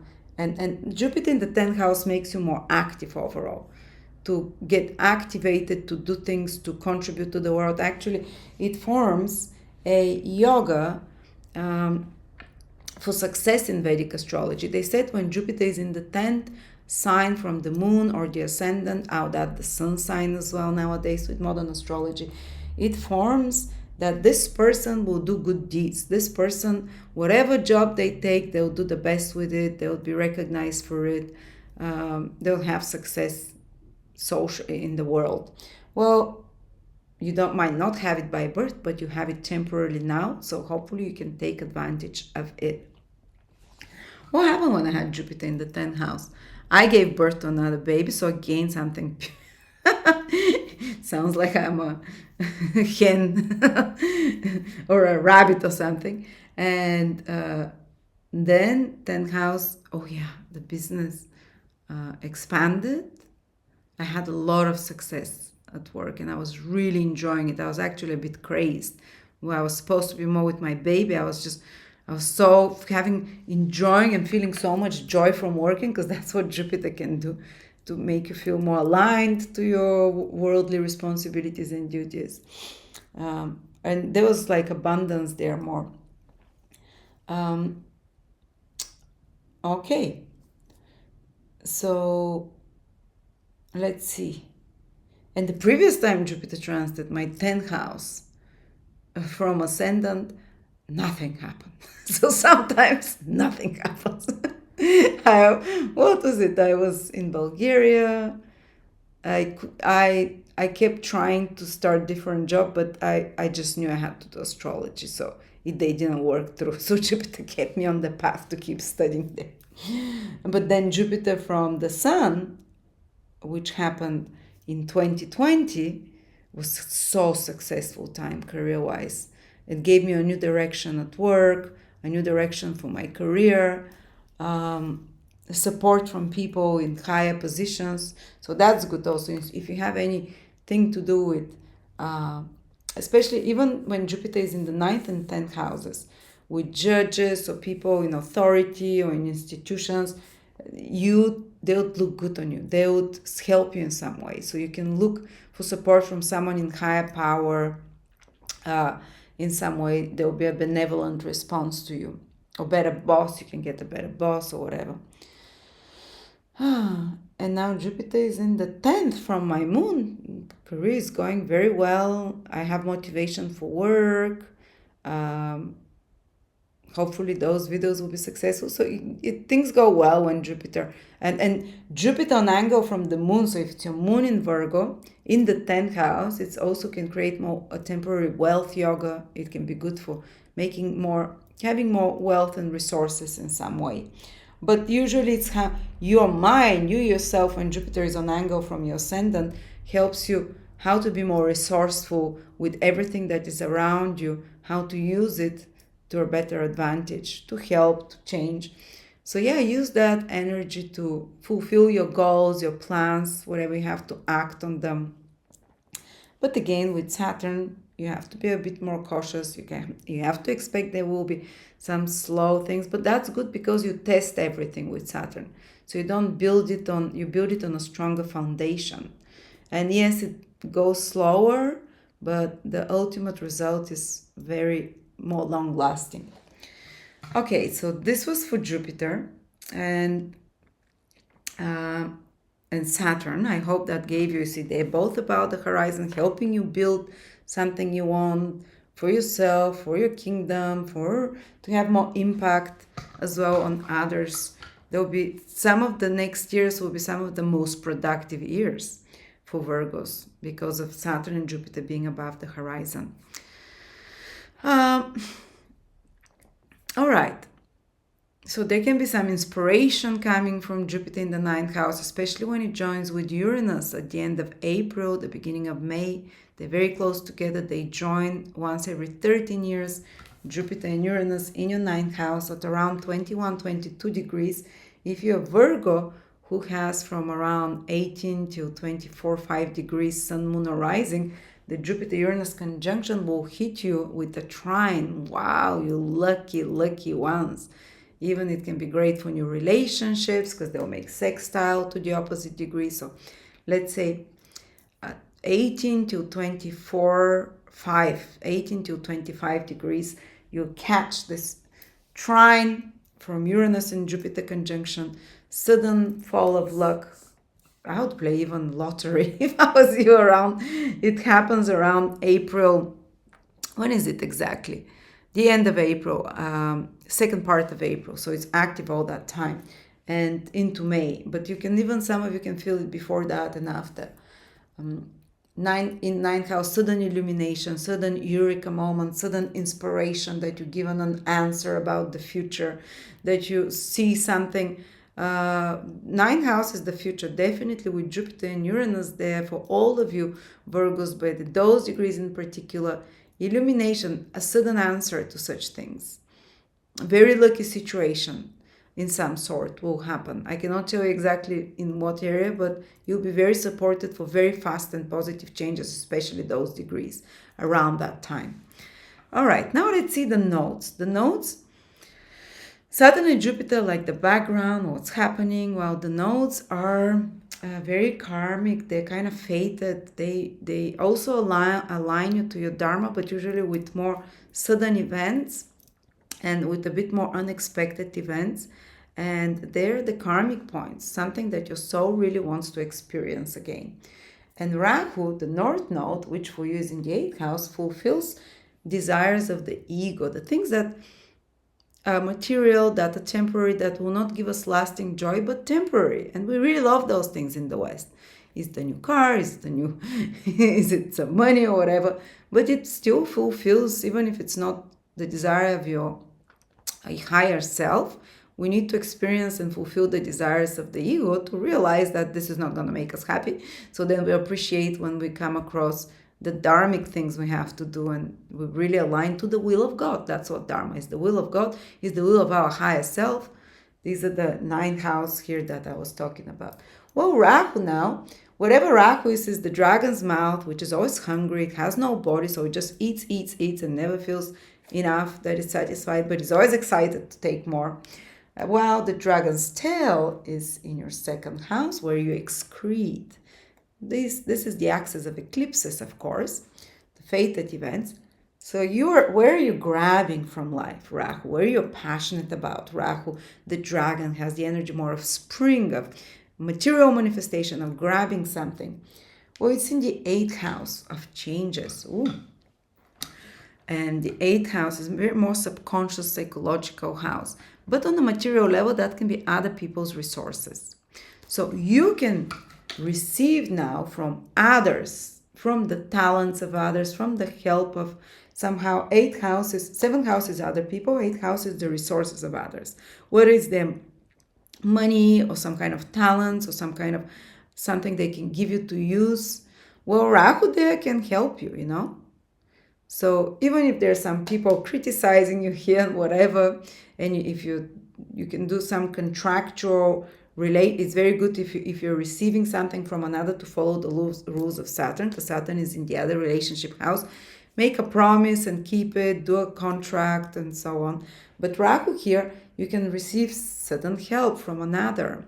And when I had Rahu transiting the 8th house from my Ascendant and South Node, the 2nd, that's when I lost. 2nd house is your own possessions, your own resources. I lost all my resources that I had. That I've gathered for 16 years, but I did it voluntarily. I just left them behind. All furniture, the flat that I had, I left it, we sold it because I moved to another continent, and suddenly I was like empty. I just had a suitcase of clothes in a new continent and my new boyfriend. And 8th house is also pregnancies, so I got pregnant. Also, Jupiter was in the 9th for me. You're going to have very similar situation that I had. Jupiter in the 9th, Rahu in the 8th. But suddenly, 8th house is mutual resources. So I opened myself that, okay, I'll abandon all my financial security that I've built, which is the 2nd house, South Node. And I said, I don't care. I'm just following my passion. 8th house also rules sexual desire, so it can increase. Even if Saturn is more open relationships in the 7th house, but North Node in the 8th house, more private, secret relationships can thrive. But again, Saturn wants commitment, but something can happen secretly, let's say. But also there is Saturn in the 7th house does not deprive you of ability to have passion, actually, because Rahu is in the 8th house. It stimulates the 8th house is the kundalini, the chakras, the sexual desire. So I wish it for you. There's such heavy emphasis here on relationships. Who knows? But so suddenly my income tripled during that time. Because with Rahu, I opened myself to be helped by my partner, and our energy was so strong together that the business started making 2-3 times more. More clients came. 8th house is clients' finances, and so on. And I couldn't use any of my possessions. I had to open up everything. It was my then boyfriend's, now husband's house, possessions, everything. I had to trust it will be okay, and that he would support me. But it so happened that we didn't need to, because our business suddenly became our business and it started blooming. So you have to, that is the story of the lesson. Let go of something material you're attached to the old.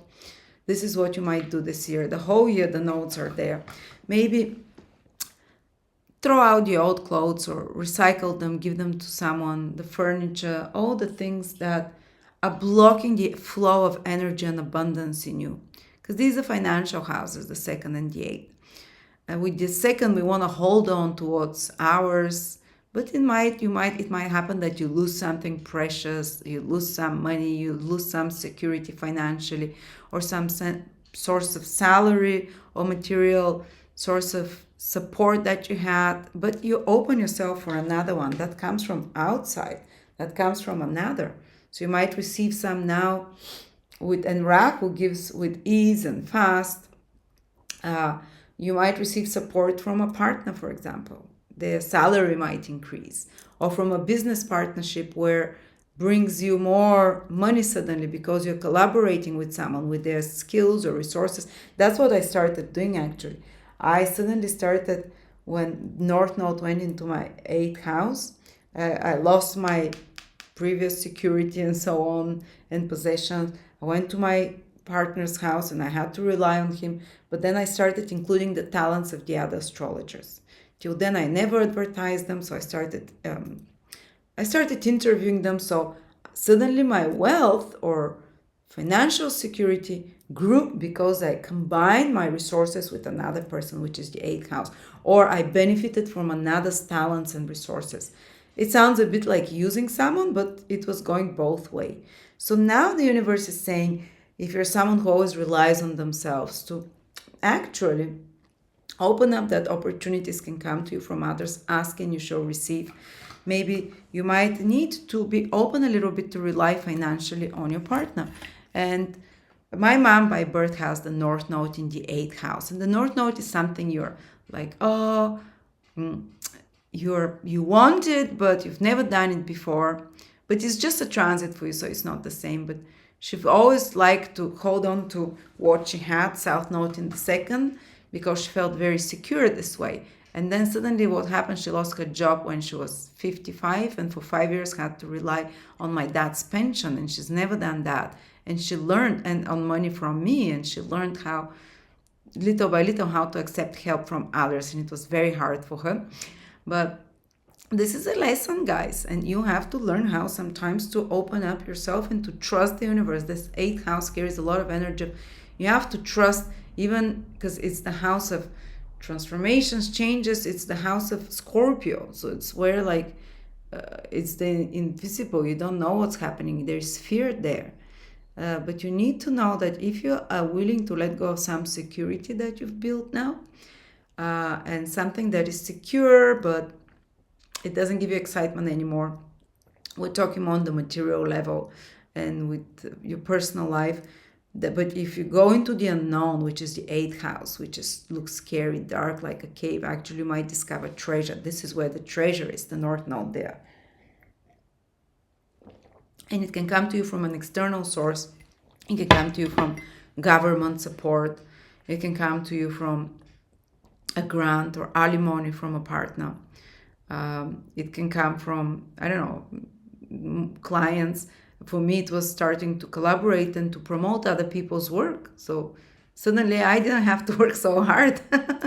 So the security grew, but you jump with both feet into the unknown, into the dark of the 8th house. Because the 2nd house is very secure, very familiar. It's your own resources, your own talents. It's what is familiar, what is around you.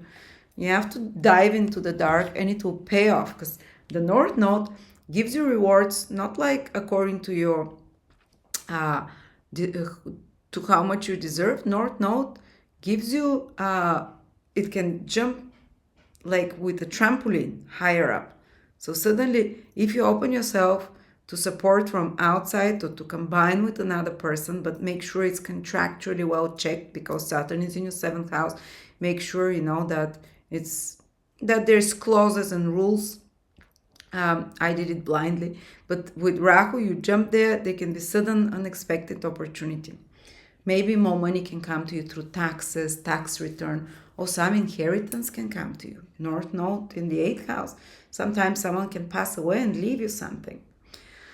Sometimes a divorce and it leaves you something as well. The 8th house rules death, divorces, births, conceptions. Oh, it activates pregnancies. It activates...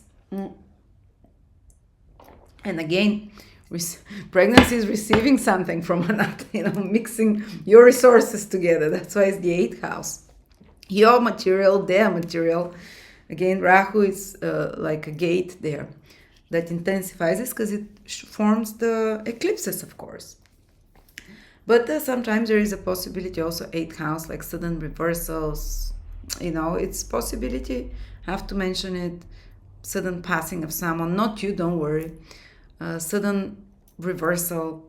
8th house is also stock markets, investments in bonds, hedge funds, and such things, or investments with others, finances. So there can be some kind of growth there or sudden opportunity, because it's the North now. It tends to give you, but again, it implies taking a risk of some sort, or maybe taking a risk with anything to do with petrol, things that comes from under the ground.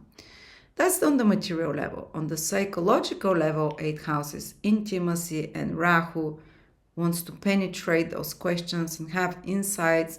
So you can become very passionate about learning about psychology, trust, such kind of more psychological topics. 8th house is not just psychology, and Rahu can give you breakthrough psychological with some traumas from the past. Very passionate to learn, to study about what is the motivation, what is the psychology behind certain actions you might have. You might get very fascinated into learning psychology, ancestral, family constellations, or any kind of other psychological healing modalities. Fantastic. If you're someone who is already in such business, the business can grow. Healing modalities of any sort, transformational, psychological modalities, because Rahu grows things. Wow. If you are in astrology as well, Rahu can make you ravenous about more knowledge, information. Astrology is a cult. It's kind of taboo. You might become more interested in information and topics that are less palatable for others but fascinating for you. Taboo topics, forbidden topics, topics about abuse, topics about crime, topics about... Of course, if you have criminal inclinations, you can be drawn into that. But Saturn keeps you responsible. It looks straight towards Virgo, so you have to be careful with that. But Rahu in the 8th house, you might be drawn into the dark for a little bit, or you might be drawn to research and learn about the dark, or learn about traumas, learn about conspiracy theories, learn about trafficking and such kind of stuff. Learn about the dark side of life. It feels fascinating and it's calling you, and you even want to fight with it. Sometimes with Rahu in the 8th house of the battlefield, your shadow, the battle with your shadow, the battle with your vices, Rahu can make you take fast strides with some new you can either take fast strides into vice deeper, or fast strides into battling with your shadow, understanding it. So self-work, it's a psychology in some way. And remember, Jupiter in the 9th house illuminates a lot of truths for you, gives you answers a lot if you start doing this digging with the North Node in the 8th house. Finding you can benefit through some hidden treasures, buried treasures from secrets, from mutual money. Oh, if you're in banking, in astrology, anything 8th house, in emergency, in secrets, people sharing secrets to you, in spying in any way, Rahu there, material things will be developing, growing. But you can also find some secrets that you can benefit through. So some secrets that spin somehow reality for you that are important. Hidden money as well is the 8th house. Tax haven, or you think hidden money and hidden relationships. Of course, with Saturn in the 7th house, if there is another partner, there would quickly be some kind of repercussions, but it might just push you towards a relationship that is right. I don't know. But with Rahu in the 8th house, Victor calls it the house of soulmates. I just see that when 8th house is activated during a relationship starting, there is strong sexual desire as well, like strong, like intense, very fast as well. But Saturn is in the 7th, so there's either the need to commit contractually as well, or there is already a contractual commitment that has to be dealt with. But there is a possibility. Well, Rahu in the 8th, I have to mention it. It doesn't always happen. I've seen many people, Rahu in the 8th, don't have affairs, so don't have hidden money. But if you want to do something that into a tax haven, Rahu gives you the privilege there, for example, or something with taxes. Again, Rahu is not very moral. It can use immoral methods as well to get what it wants. But Rahu it's crafty, it's smart, and it will do it in a way that will make things happen. Okay, and it can also get access to other people's money if you want, or some mortgage or some loan, with craftiness, with street smarts, or with, with charisma in some way. Also, your powers over others can become stronger, mesmerizing. You can be drawn to the forbidden, to the taboo. We talked about hidden money, hidden love relationships, so hidden, other forbidden things, or exploring intimacy, some kind of such kind of topics, or astrology and so on.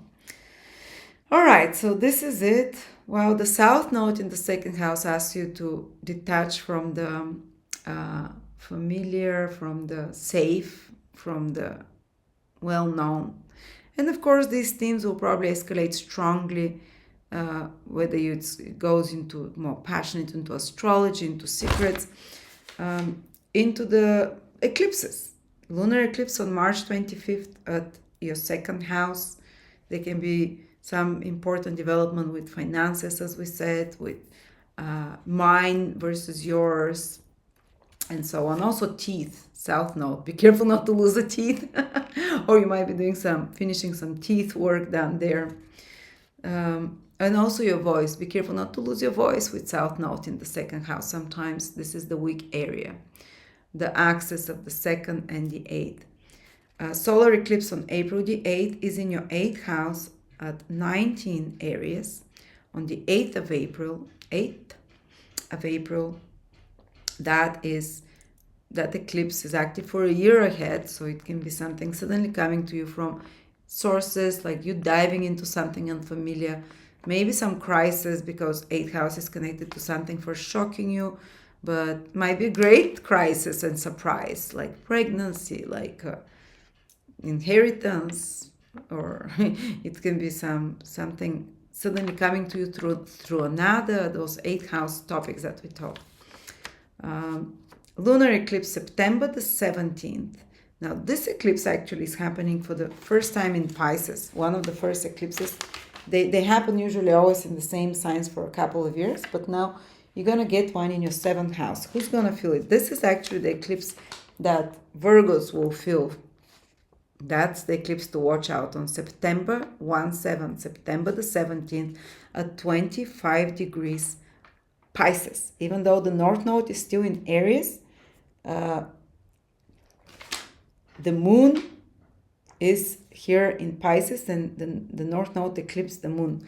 So it's full moon eclipse. It activates the 1st and the 7th axis, 25 degrees. Who will feel it? Virgos who have their sun, moon, or ascendant from 22 to 28 degrees, especially 25 degrees, 25. So it's 3 degrees orb. So from 22 into 28, your life can change. Eclipse is happening there. Some fated event, a fated relationship begins. Relationship ends. Or relationship takes the next level. I got married on years of eclipses over my sun, moon, or ascendant. That's what Vedic astrology says. You meet your fated partner, so get married when the nodes transit your first and second house ascendant, your first and seventh house, or your moon, or in the opposite sign. Other than the sun, because I saw with the sun getting married, then on an eclipse, on my sun axis again, meeting my partner, and so it's very powerful for very important fated relationships, meeting a partner, business or personal, or ending, because it's a full moon, it can be completion of something in relationships, or if you're working in partnership with someone. If it's your sun that is Virgo, it can be a big change with career that indicates with the life. Of course, always take care of your health. If you're those degrees, health is always, because during big changes, the immune system weakens. And this eclipse will be active for the next 3 months from September onwards. Some big change, and it can feel stressful during the eclipse because something big is changing in your life for better or worse, but it always feels kind of, or you can just feel this sense of something is about to happen. The other degrees maybe will just have this feeling coming up to the eclipse the couple of weeks before that, like I'm losing my mind, I'm anxious, whatever, but then they come after the eclipse. But there might be some important development on the axis of the direction in your life. With the sun, it might be with career, important men in your life, father figures. With the moon, it might be with mother, father, family figures, place of living, babies. If it's in those degrees, with the ascendant, especially your path in life and yourself and others, something important coming to you through others in some way. So yeah, that's the eclipse that can change your life, those degrees that I mentioned. And then there is the final solar eclipse on October the 2nd, again in your second house, back to it. 10 degrees, not affecting you directly, but this is something, new beginnings, because it's solar eclipse, in regards to finances, in regards to anything to do with your face, with your hair, with makeup, with looks, in regards to do with your teeth, with how you eat. This is all second house things. Eclipse there, but it can be triggered by crisis of some sort, whether financial, whatever, some big change you have to do that is possible. So this is about the eclipses. Let's look now at, because you are Virgo, you're ruled by Mercury retrograde periods are important for you. And that's what makes you so adaptable as Virgos, because Mercury goes retrograde 3 to 4 times every year. You're used to that. There's nothing big, but this year it affects you, a bit. Let's see, mostly the retrogrades will be happening in the invisible houses for you. The first one will be in your 8th house, the second in your 12th house, partly. The third one in your 4th house, which talks that Mercury will make you think more about psychological things, more private things, more personal things, rather than make you deal with external world changes so much. It will be like maybe more thinking about the past, reminiscing about your childhood, about your traumas, about things from the past, the 12th house, and rethinking those things and seeing them in another light. So these periods, which will be April, August, and November, December, from the middle of November. So the whole April, pretty much, Mercury is retrograde. From the 1st of April till the 25th of April, Mercury is retrograde in your 8th house. So there's some introspection about the past, about traumas, about intimacy, maybe some secrets finding out. And of course, you always have to be aware when Mercury goes retrograde in the invisible hidden houses like 8 and 12, not to lose something. These are the invisible hidden houses, to displace, to break, some especially electronics, cars, such kind of keys, documents, papers. But at the same time, you can discover things from the past and secrets that come to the surface to be talked about intimacy issues or things that were not shared. Plus, the 8th house is very psychological house. You can have some powerful illuminations about things that happened to you in the past with a counselor or by reading astrology or psychology. You can dig deep into astrology or the occult or into finding. I always get very much into when my 8th house is activated. I just had Mercury retrograde in the 8th house. My knowledge of astrology deepens so much. My realization of certain patterns that I do that lead me to compulsion and obsessive behaviors, they really become clear to me more obviously, and so on. Or there can be some arrangements of mutual finances in April. Remember, North Node is there wanting to enhance and bring new opportunities there. But at the same time, Mercury, when it's retrograde in April, you might have to rebudget, refinance, maybe some loans, or rearrange some taxes, or work extra hard on matters of taxes, of insurances or inheritances of some sort. Or you might have to have some clarifying conversations with partner about mine and yours and money and investments and pensions and such kind of stuff. And discussions, Then Mercury goes, retrograde in pretty much all of August in your 12th house, from the 4th of August till the 28th of August. But actually, it starts from a little bit of Virgo. So the first 5-6 degrees of Virgo only will feel this Mercury retrograde properly. So 0 till 4 is where Mercury is retrograde, but 0 till 5, 6, till 6, 7 even, I think would feel it. Mercury retrograde on those degrees, not the other Virgos. The other Virgos probably will not even notice it, because the rest of the time Mercury in August will be retrograde in their 12th house, which is, again, be careful about displacing things, about losing things, hearing some gossip and interpreting it in the wrong way. You can find some piece of information secret. You can study some spiritual literature during that time. You can reminisce about the past, research something, prepare for something, revisit some old place in a foreign country, or reminisce about the past and so on, or dream about past circumstances, or work with a psychologist, or just yourself get answers about such more soulful questions. And of course, be careful to displace things and gossip and figure something behind your back being said. But the Virgos that will truly feel it at those 7 degrees, let's say, especially at the first part of August, they would feel it. The end of July, the first 10 days of August. So what? The people from the past can enter their life.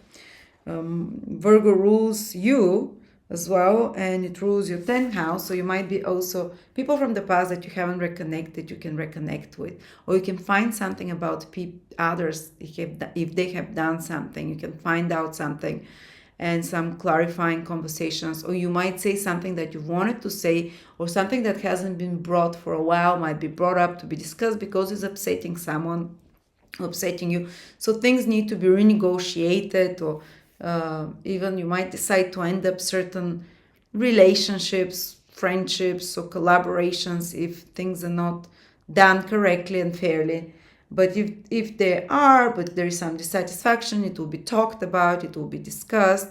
There might be change of plans, another thing that like, oh, you've planned we're going to this holiday, doing this, or I'm going to do this and this. Mercury is retrograde.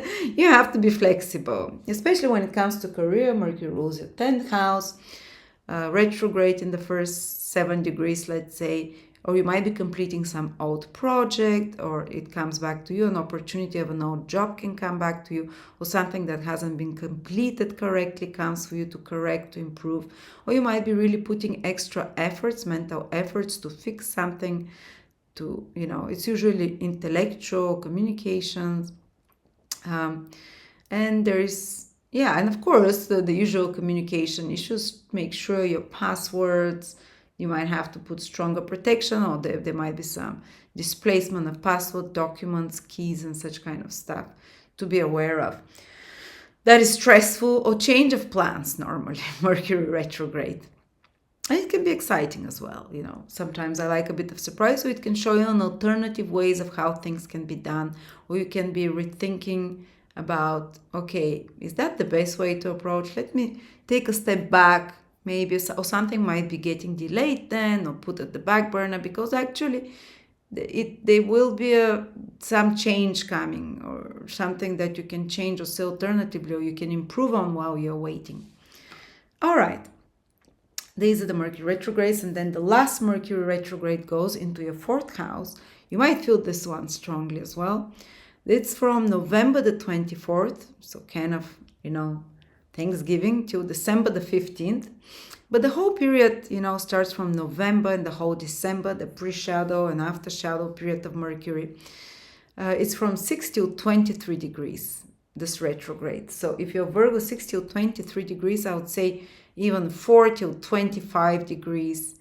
You can feel the square of Mercury on you again, the same energy, change of plans, unexpected developments. You plan to do this, but you need to be prepared maybe, and you might feel frustrated, but actually there's something else and more you need to learn. Whether it's a contract you need to sign, there's extra things you don't know.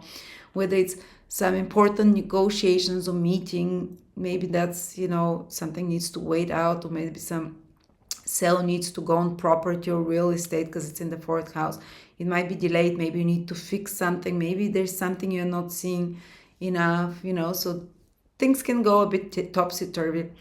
But in any kind of plans, negotiation, meeting, business activities tend to be a bit more unexpected. But again, you can do a lot of good work during that time. When I had Mercury retrograde in my 4th house, so and it squared my ascendant, that corresponded also with eclipse on my 10th house, but that's when the mess happened at my work, at my business, so I had to, that's when it was hacked. There was a few other things, but if it was just Mercury retrograde, it would be hacked temporarily. No, you won't have to go through the hassle I went. But you kind of change plans, strategy, you reorganize and regroup yourself with Mercury retrograde. Also, if you have some family plans around that time, Mercury retrograde, you might be ready for surprises. Also, when I had Mercury retrograde in the 4th house, we were building a kitchen in our house, outside kitchen. I always tell the story. And they were building it pretty much the whole period of the Mercury retrograde. They did it great. It was a bit delayed in time. But a year later, it realized that the poles that were holding the whole constructions were cracking. So they had to come a year later and change them for free.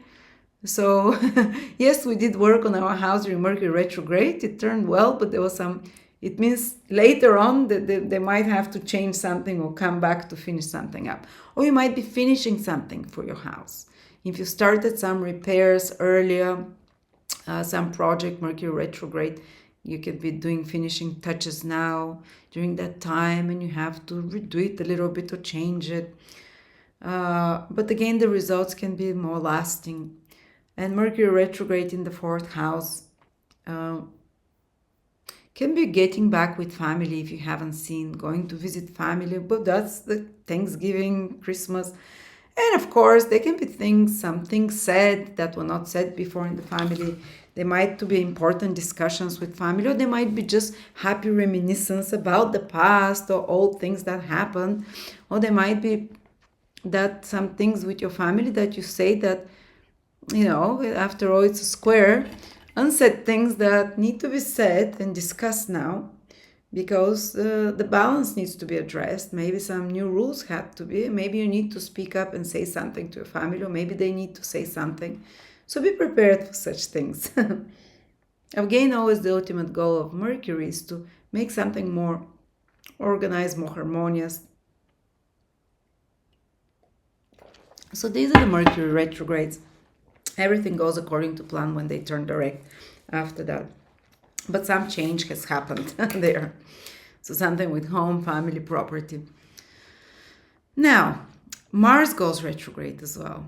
Only for the last month, December the 6th, 2024, till February 23rd, 2025. Mars goes retrograde, Virgo, mostly in your 12th house. So there might be something happening behind your back, or especially in November, December, that you start becoming aware of. Or maybe sleeping might be a bit disrupted with Mars retrograde in the 12th house. because Mars is an active planet. 12th house is sleep. You can feel restless. You can feel more agitated. I personally, when I had Mars retrograde in my 12th, I was dreaming aggressive dreams about unexpressed feelings, and I realized that I expressed a lot of my anger. I was battling monsters, dogs, splitting them, killing them, fighting with my dad. So my unresolved daddy issues expressed through those dreams. It's kind of some intense psychological work again, and Mars very works through the anger issues.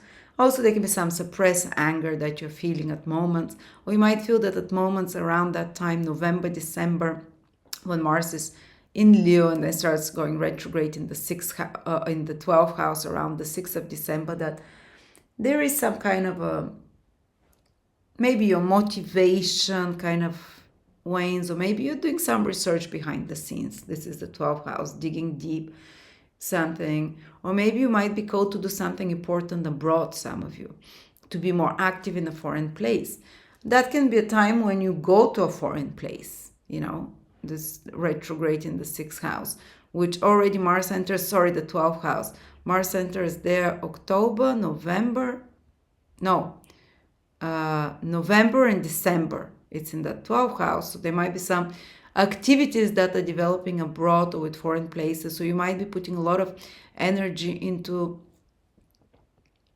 some vices and hidden activities. I don't wish you that. Mars is willpower, hopefully to battle and fight with them, rather than the lower manifestation of Mars, which is hunger, thirst. Those self-undoing behaviors of the 12th house can be, any kind of addictions, whether it's masturbation, whether it's drugs or whatever, where you escape reality with. Mars can increase it, but the higher vibration of Mars gives you more willpower to fight with those things as well. Because when you see what strong hunger it feels, you're like, enough. I need to take this in order. So some of you might be doing that. Some of you can have some psychological breakthroughs, or some of you might be more active in a foreign country. Some of you might be dealing with some hidden enemy, secret enemy. Well, I didn't experience that with Mars in the 12th. There was 1 or 2 betrayals that I became aware of. Didn't take it too strong because a few years before that something way worse happened. But there might be something that you find out, some secret, or you might be doing something behind the scenes. It can increase the energy to do things like active meditation of some sort, swimming, or spiritual practices of some sort, or put a lot of energy in some spiritual activities like yoga. So that's what it can be good for. Rather than some criminal activities behind the scenes, be careful, hope you don't have such inclinations, but it might be. Or some other hidden activities behind the scenes. I don't know. But most of the time, Mars will be retrograde, and that's going to happen in 2025, in your 11th house. But some themes you can see already from 2024, from the autumn in the Northern Hemisphere, where there is some project that you start with like-minded people, with larger crowds, or with older siblings. So there might be some kind of animosity that starts, or some battle with friends. I had Mars in the 11th house retrograde years ago, and we had a vicious fight with my best friend, and even Saturn was there, and I was willing to not to speak to her, but we made up, and I'm so glad we did, because she to this day remains one of my best friends. And so some things might have to be clarified with friends, and Mars retrograde there, you might really decide, especially towards 2025, to cull off some of the people from a social environment, because they trigger you emotionally in the right way, in the wrong way, or they're emotionally manipulative. With Mars, there is this possibility in Cancer. So you might cut off some people from your life, from your environment, like some power struggle might be happening there. That's the worst case scenario, of course. The best case scenario is you can become involved or very active with some social organization or group of people for social causes, or business causes, or causes for making money. 11th house is the house of gains and money. You can become extremely active during the direct And then during the retrograde, maybe a bit slower, but working on some long-term goal or dream or project of yours where you really focus your willpower into one direction, laser beam, for, I would say, starting from October till May, October 2023, till May 2025. So Mars, that's how Mars will be most of the time retrograde and direct in Cancer, for a little bit in Leo, but mostly in this 11th house, which is about following your long-term dreams and goals, being very business proactive. And I made some changes with the business while Mars was retrograde, and there was some clashes definitely with friends. There was some clashes with my audience as well, but also I worked very actively to increase audience. So for you, 11th house is gains, 11th house is recognition from society, 11th house is social recognition or following some long-term goal game. Sometimes it's honors and titles. You might be working very hard towards some honor or title, or you might be working towards a bonus where you put a lot of your time and efforts to achieve some bonus down the line and more gains in some way. Or you might be fighting a battle for society, for a worthy cause, hopefully, rather than fighting with friends. All right, but Mars is mostly actually helping Virgos. Even with the retrograde, Mars is making sextile to Virgo, so it will actually, it's not going to be stressful for Virgos. This Mars retrograde is one of the signs that don't get negative effects. If anything, they know how to control the energy. They know how to achieve their goals with it because of the sextile. Unless you have planets in Cancer, Capricorn, Aries, or Libra, from 17 to 30 degrees in Cancer, Aries, Capricorn, or Libra, 17 to 30 degrees. If you have any planets there, Mars is going to make hard aspect to them. Then things can get hot and more stressful, and fights and competitions and impatience or some long-standing problem you have to resolve. But ultimately Mars, otherwise, if you don't have planets from 17 to 30 degrees in those signs, I'm telling you, it's going to be a walk in the park pretty much, this Mars retrograde, unless it's those 11th house topics that we talked about. Okay. And these were all the planets. Now I'm going to give some specific degrees. Pluto is entering, we're starting with Uranus. Uranus, the outer planet, will be in your 9th house. It's been there since 2017, making you look from a different perspective. It's been supporting you, but who is Uranus going to affect this year? Only those Virgos who are from 19 till 27 degrees in Virgo. 19 till 27 degrees, Uranus is making a trine to them. So is Jupiter. These are very lucky degrees, both Jupiter and Uranus. And Saturn is catching only the last 19th and 20th degree with an opposition. So they would have, Uranus is more powerful than Saturn. So the 19 to 27, they would feel not so much the Saturn influence that we talked at the beginning. They would feel much more Uranian and for a short time Jupiter influence. Things will pick up fast for them. Actually, 22 till 27, they would feel it for the first time, the Uranus transit, while 19 till 22, they started having it already from 2023. But it lasts for about a year on and off. A year to 3 months, over 15, 16 months, something like that. One Uranus transit, because Uranus moves very slowly. So those degrees, 19 to 27. Uranus trine, beautiful. New energy, inspiration from the 9th house, powerful intuition, things happening fast and with ease. You don't have Saturn. Only the 19th and 20th degree of Virgo do. But Uranus helps you with some opportunity, especially, I think, actually, from 19 to 21, 22 degrees, the first part of the year, you would feel Jupiter.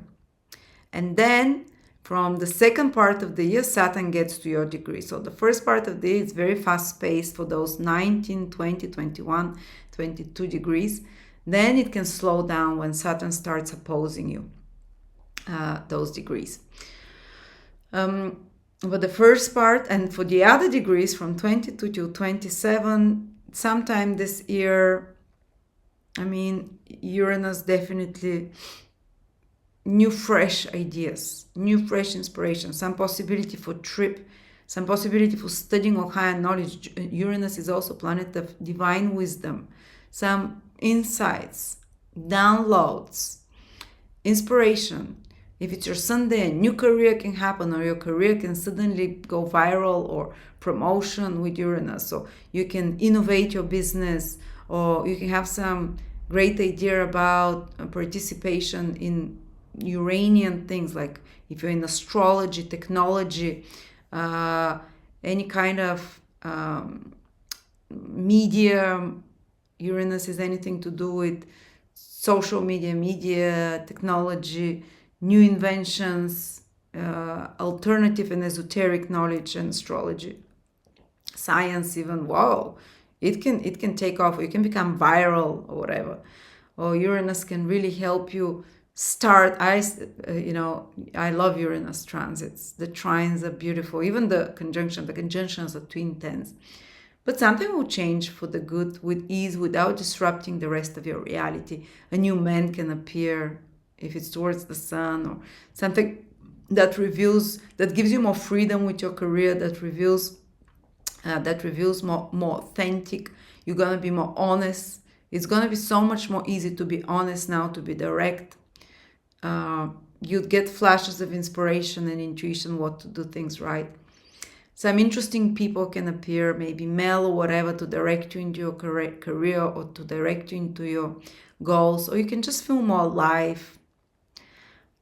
With the moon, with your personal life, it's very good. If you have your moon from 19 till 27, you can relocate, but it will happen without disruption. Improve your home, something, maybe close to a lively, exciting city, Uranus, or in a very unusual, interesting place, or where you have a tribe and like-minded people. You can meet, the moon is also emotional connections. You can meet, if it's at those degrees, your moon, more interesting, exciting people that bring opportunities to you that are unusual, different.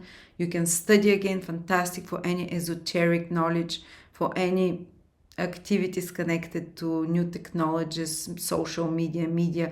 You can become popular. Moon is popularity through media.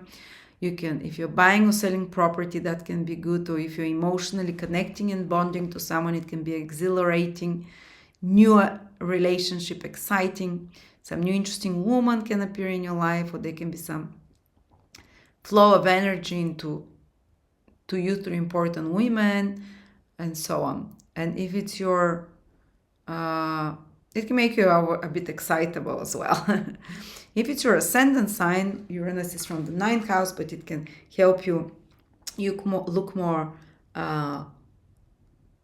Uranus has youthful energy, but has great ideas. Trining there, it can help with relationships. If your ascendant is from 19 till 27 degrees, especially sudden possibilities, interesting people entering your life, very brilliant teachers entering your life, Uranus. Higher wisdom, I'm talking real wisdom, like divine wisdom. This is Uranus. Downloads answers to questions that you exactly want. Improving your appearance, changing your appearance with ease, changing your physical body with ease, your lifestyle. And with the moon as well, moon is your habits. Uranus can help you introduce easily new habits to yourself that you get excited about. Now, the next planet is Neptune. Neptune will only affect those who are from 27 to 30 degrees this year. You see, like the ones that are not affected by Uranus. Actually, Neptune is at the beginning of the year at 25 degrees, but over the next 2-3 months after that, so it will catch those that are 25 degrees. Virgo as well, but they already felt Neptune for 2 years before that. Those maybe from 20 to 25, from 22 to 25 degrees, 20 to 25. So it's ending for them. And Neptune is demotivating, the illusion. Actually, those degrees 25 to 27, they're getting Uranus as well. They're part of the Uranus energy that is hitting them. So Neptune is going away. This kind of confused energy for those 22 to 25 degrees. Neptune is going away, confusion, deception, and truth is coming, Uranus. Suddenly realizing what you want, sudden clarity.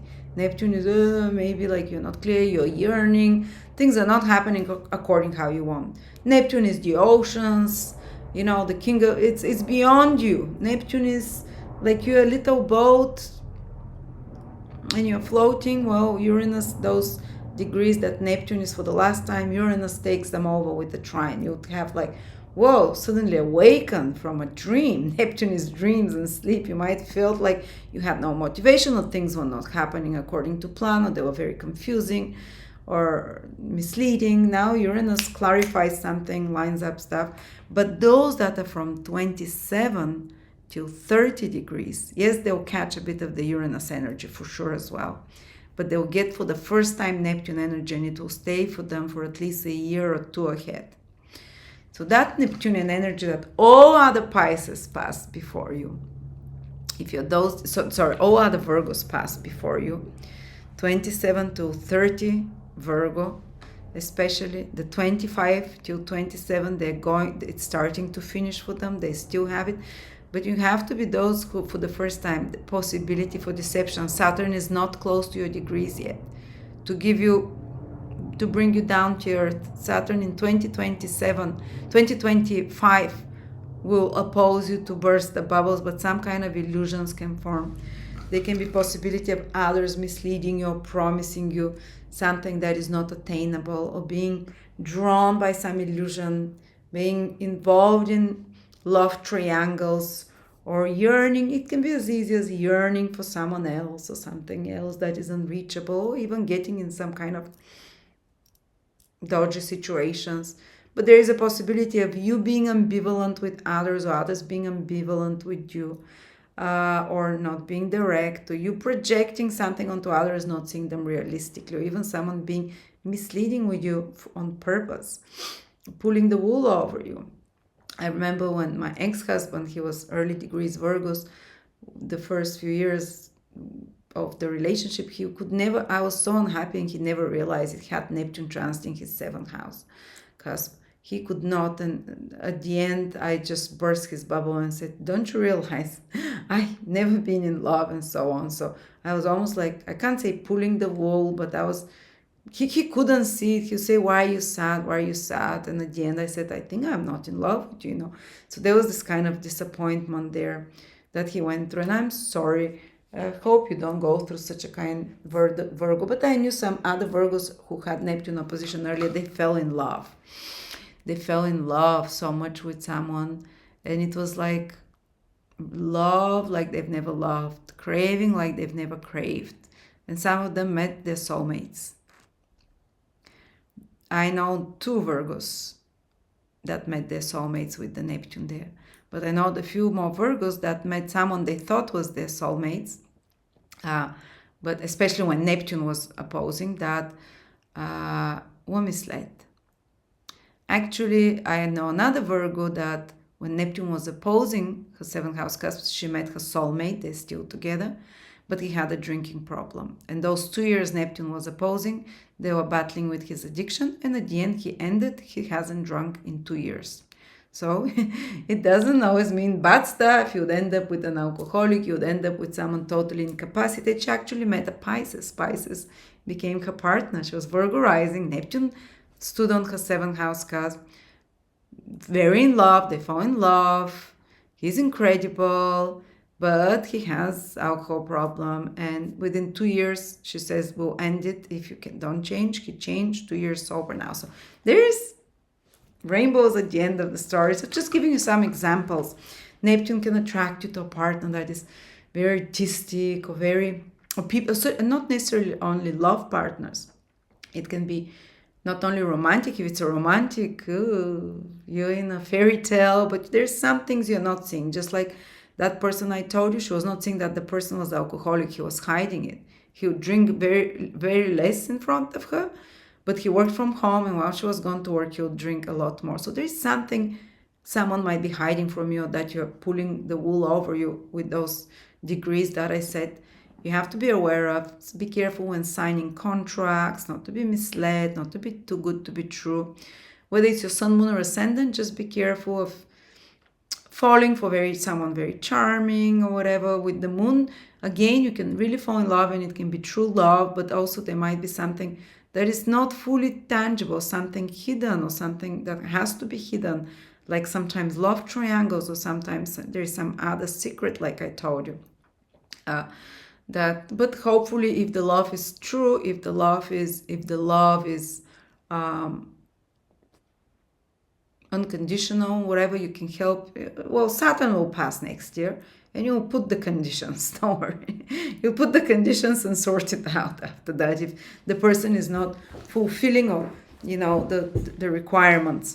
But of course, I have to warn you that you're not wishy-washy with others as well, that you're straightforward. That's a remedy for Neptune opposition. Because sometimes when I had Neptune opposition to my moon, I couldn't commit out promise, but I couldn't do it. And people always told me, oh, you're, flaky. So be careful not to be flaky, because others will be flaky with you as well. So if you're as honest as possible with others, and also if you ask for second opinion, third opinion from other people who are impartial to a situation, because you don't see the situation very clearly. So that's my advice for you. But remedy is be in nature. Do more Neptunian stuff. Travel or live abroad. Just like this person, another Virgo, Neptune transited opposite her ascendant. Her and her partner were having problems because of addiction. They said they started traveling, and they moved to live actually on an island, very Neptunian, around the ocean. And that's where they were able to resolve their addictions. Hopefully, So there you see, it's not always, you'll lose, you'll be confused, you can't get anything done. There is this energy of, yes, you might be drawn into addictions, into escapism with the 12th house in those degrees, but yes, it's also a time when you can end those things. Good Neptune things to do: near ocean, going on holidays, taking a break from work if you can. I knew a few people with Virgo, when Neptune was transiting, they would even take a break, and some of them were actually nurses, so nursing jobs, doctors, Neptunian, or artistic, painters, musicians, spiritualist people. They might actually, that will not affect their career and success, because they're very Neptunian. But even I saw such people taking a break for a few months, just traveling or just relaxing, doing spiritual, most soulful work. It's okay. Don't force yourself with Neptune around. If possible, I would send people to a monastery, in a Zen, beautiful monastery, for a year and a half when Neptune was transiting their sun, moon, or ascendant. That's the perfect place. Or just be on the beach all day, without alcohol around, without temptation, because that's the other side of Neptune. But otherwise, listen to good music, be in nature, paint if you can, put Neptunian symbols around you, dolphins, whatever, somehow to mellow it out. Some people go very smoothly. Some spiritual people, they just spend more time in intuitive activities, in spiritual activities, in mystery research, in reading books, escaping reality. Neptune is a bit like Pisces energy, which I know Virgo don't. It's like you have to become a bit like Pisces, so you can attract such people in your life that make you to come on, relax. You don't have to take everything seriously, or be a bit more bohemian, or maybe more people that go with the flow and are more passive, almost like you're being drawn into that through others. But again, there might be some confusion as to the direction, but usually Neptunian activities go well. But if you're in 9-to-5 job, that can be when you lose motivation, you lose passion for that job, and you might actually get directed to even careers that are more Neptunian, more artistic, more spiritual, more rather than practical and so on, or at least incorporate such activities in your life. Or just do some traveling and don't trust seducing strangers, but they can be truly someone you're smitten with. Again, as I said, I've seen true big romantic loves happen with Neptune, but I also seen sometimes people get project too much onto the other, and if many people tell you there is a problem with this person, maybe pay attention. And then the last group is Pluto. Pluto is only going to affect 1 degree, the 29th degree for Virgo, which is actually good, but Pluto has been doing that already. And it's only going to happen from September till November. September, October, November. Pluto will trine the 23rd degree of Virgo, 29th degree of Virgo, just 1 degree, to give you a bit of a break from the Neptune fog. So those 29 degrees, and maybe even 28 degrees, you can keep your wits about you and have willpower. You're not going to be fully wishy-washy, So just maybe the 27 degree doesn't get, they get the Uranus. So actually even the 27 degrees get some clarity from Uranus. The 29th degree gets some stamina from Pluto, some being able to be very perceptive, through the lies. And it's good, those 29 degree can be actually strengthening for career and goals. But some Neptunian thing is also entering their life. But otherwise, Pluto will be mostly in your 6th house that year and for the next 19 years. And we spoke in my previous year videos. There is no point to talk about it because it's a very long transit. It's not going to make a direct aspect to Virgo. It's just going to maybe the evolution, because Pluto is the evolution of the soul, and all other transits basically serve the position of Pluto. No matter what is happening, it's almost like Pluto is pushing you towards the great work of service you have to do in this lifetime, and it will last for 19 years ahead because it's in your 6th house of service, even more than 19, 20 years. But at some point in the next 19 years, you're going to truly find this thing that your evolutionary goal is here to serve. I hope from the beginning of Pluto's ingress now into Aquarius that you do some really important work, especially in such kind of 6th house careers, which is to give service to others in need, to help with poverty, to help with inequality, to help with those in need, to help with injustices. This is what the 6th house deals with. And healers is the 6th house. So that's very Virgo house. That's the house of Virgo. Even though you have Aquarius there, you would be some of the smartest people how to solve those problems for the world in the next 20 years. And you would be the people that would very quickly adapt to the work environment in the age of this Aquarian energy, Pluto in Aquarius, because it falls in your 6th house of employment. The working, maybe a lot of you will can get a lot of insight and understanding into the work process of AI and such kind of Aquarian careers as well.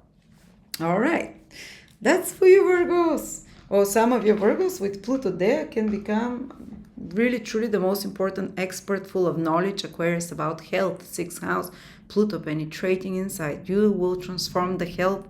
So going into careers over the next 19 years that are about health, nutrition, transforming the physical body, supplements, toxicity, understanding about these things, feeding others. Even 6th house is farming in ancient astrology, in old astrology. Farming animals, that's what might be a calling of your soul there, with Pluto going there for many, many years. I love you, Virgo. Thank you for giving me the time. I hope that was helpful to you. Do write your comments. There is a lot happening this year.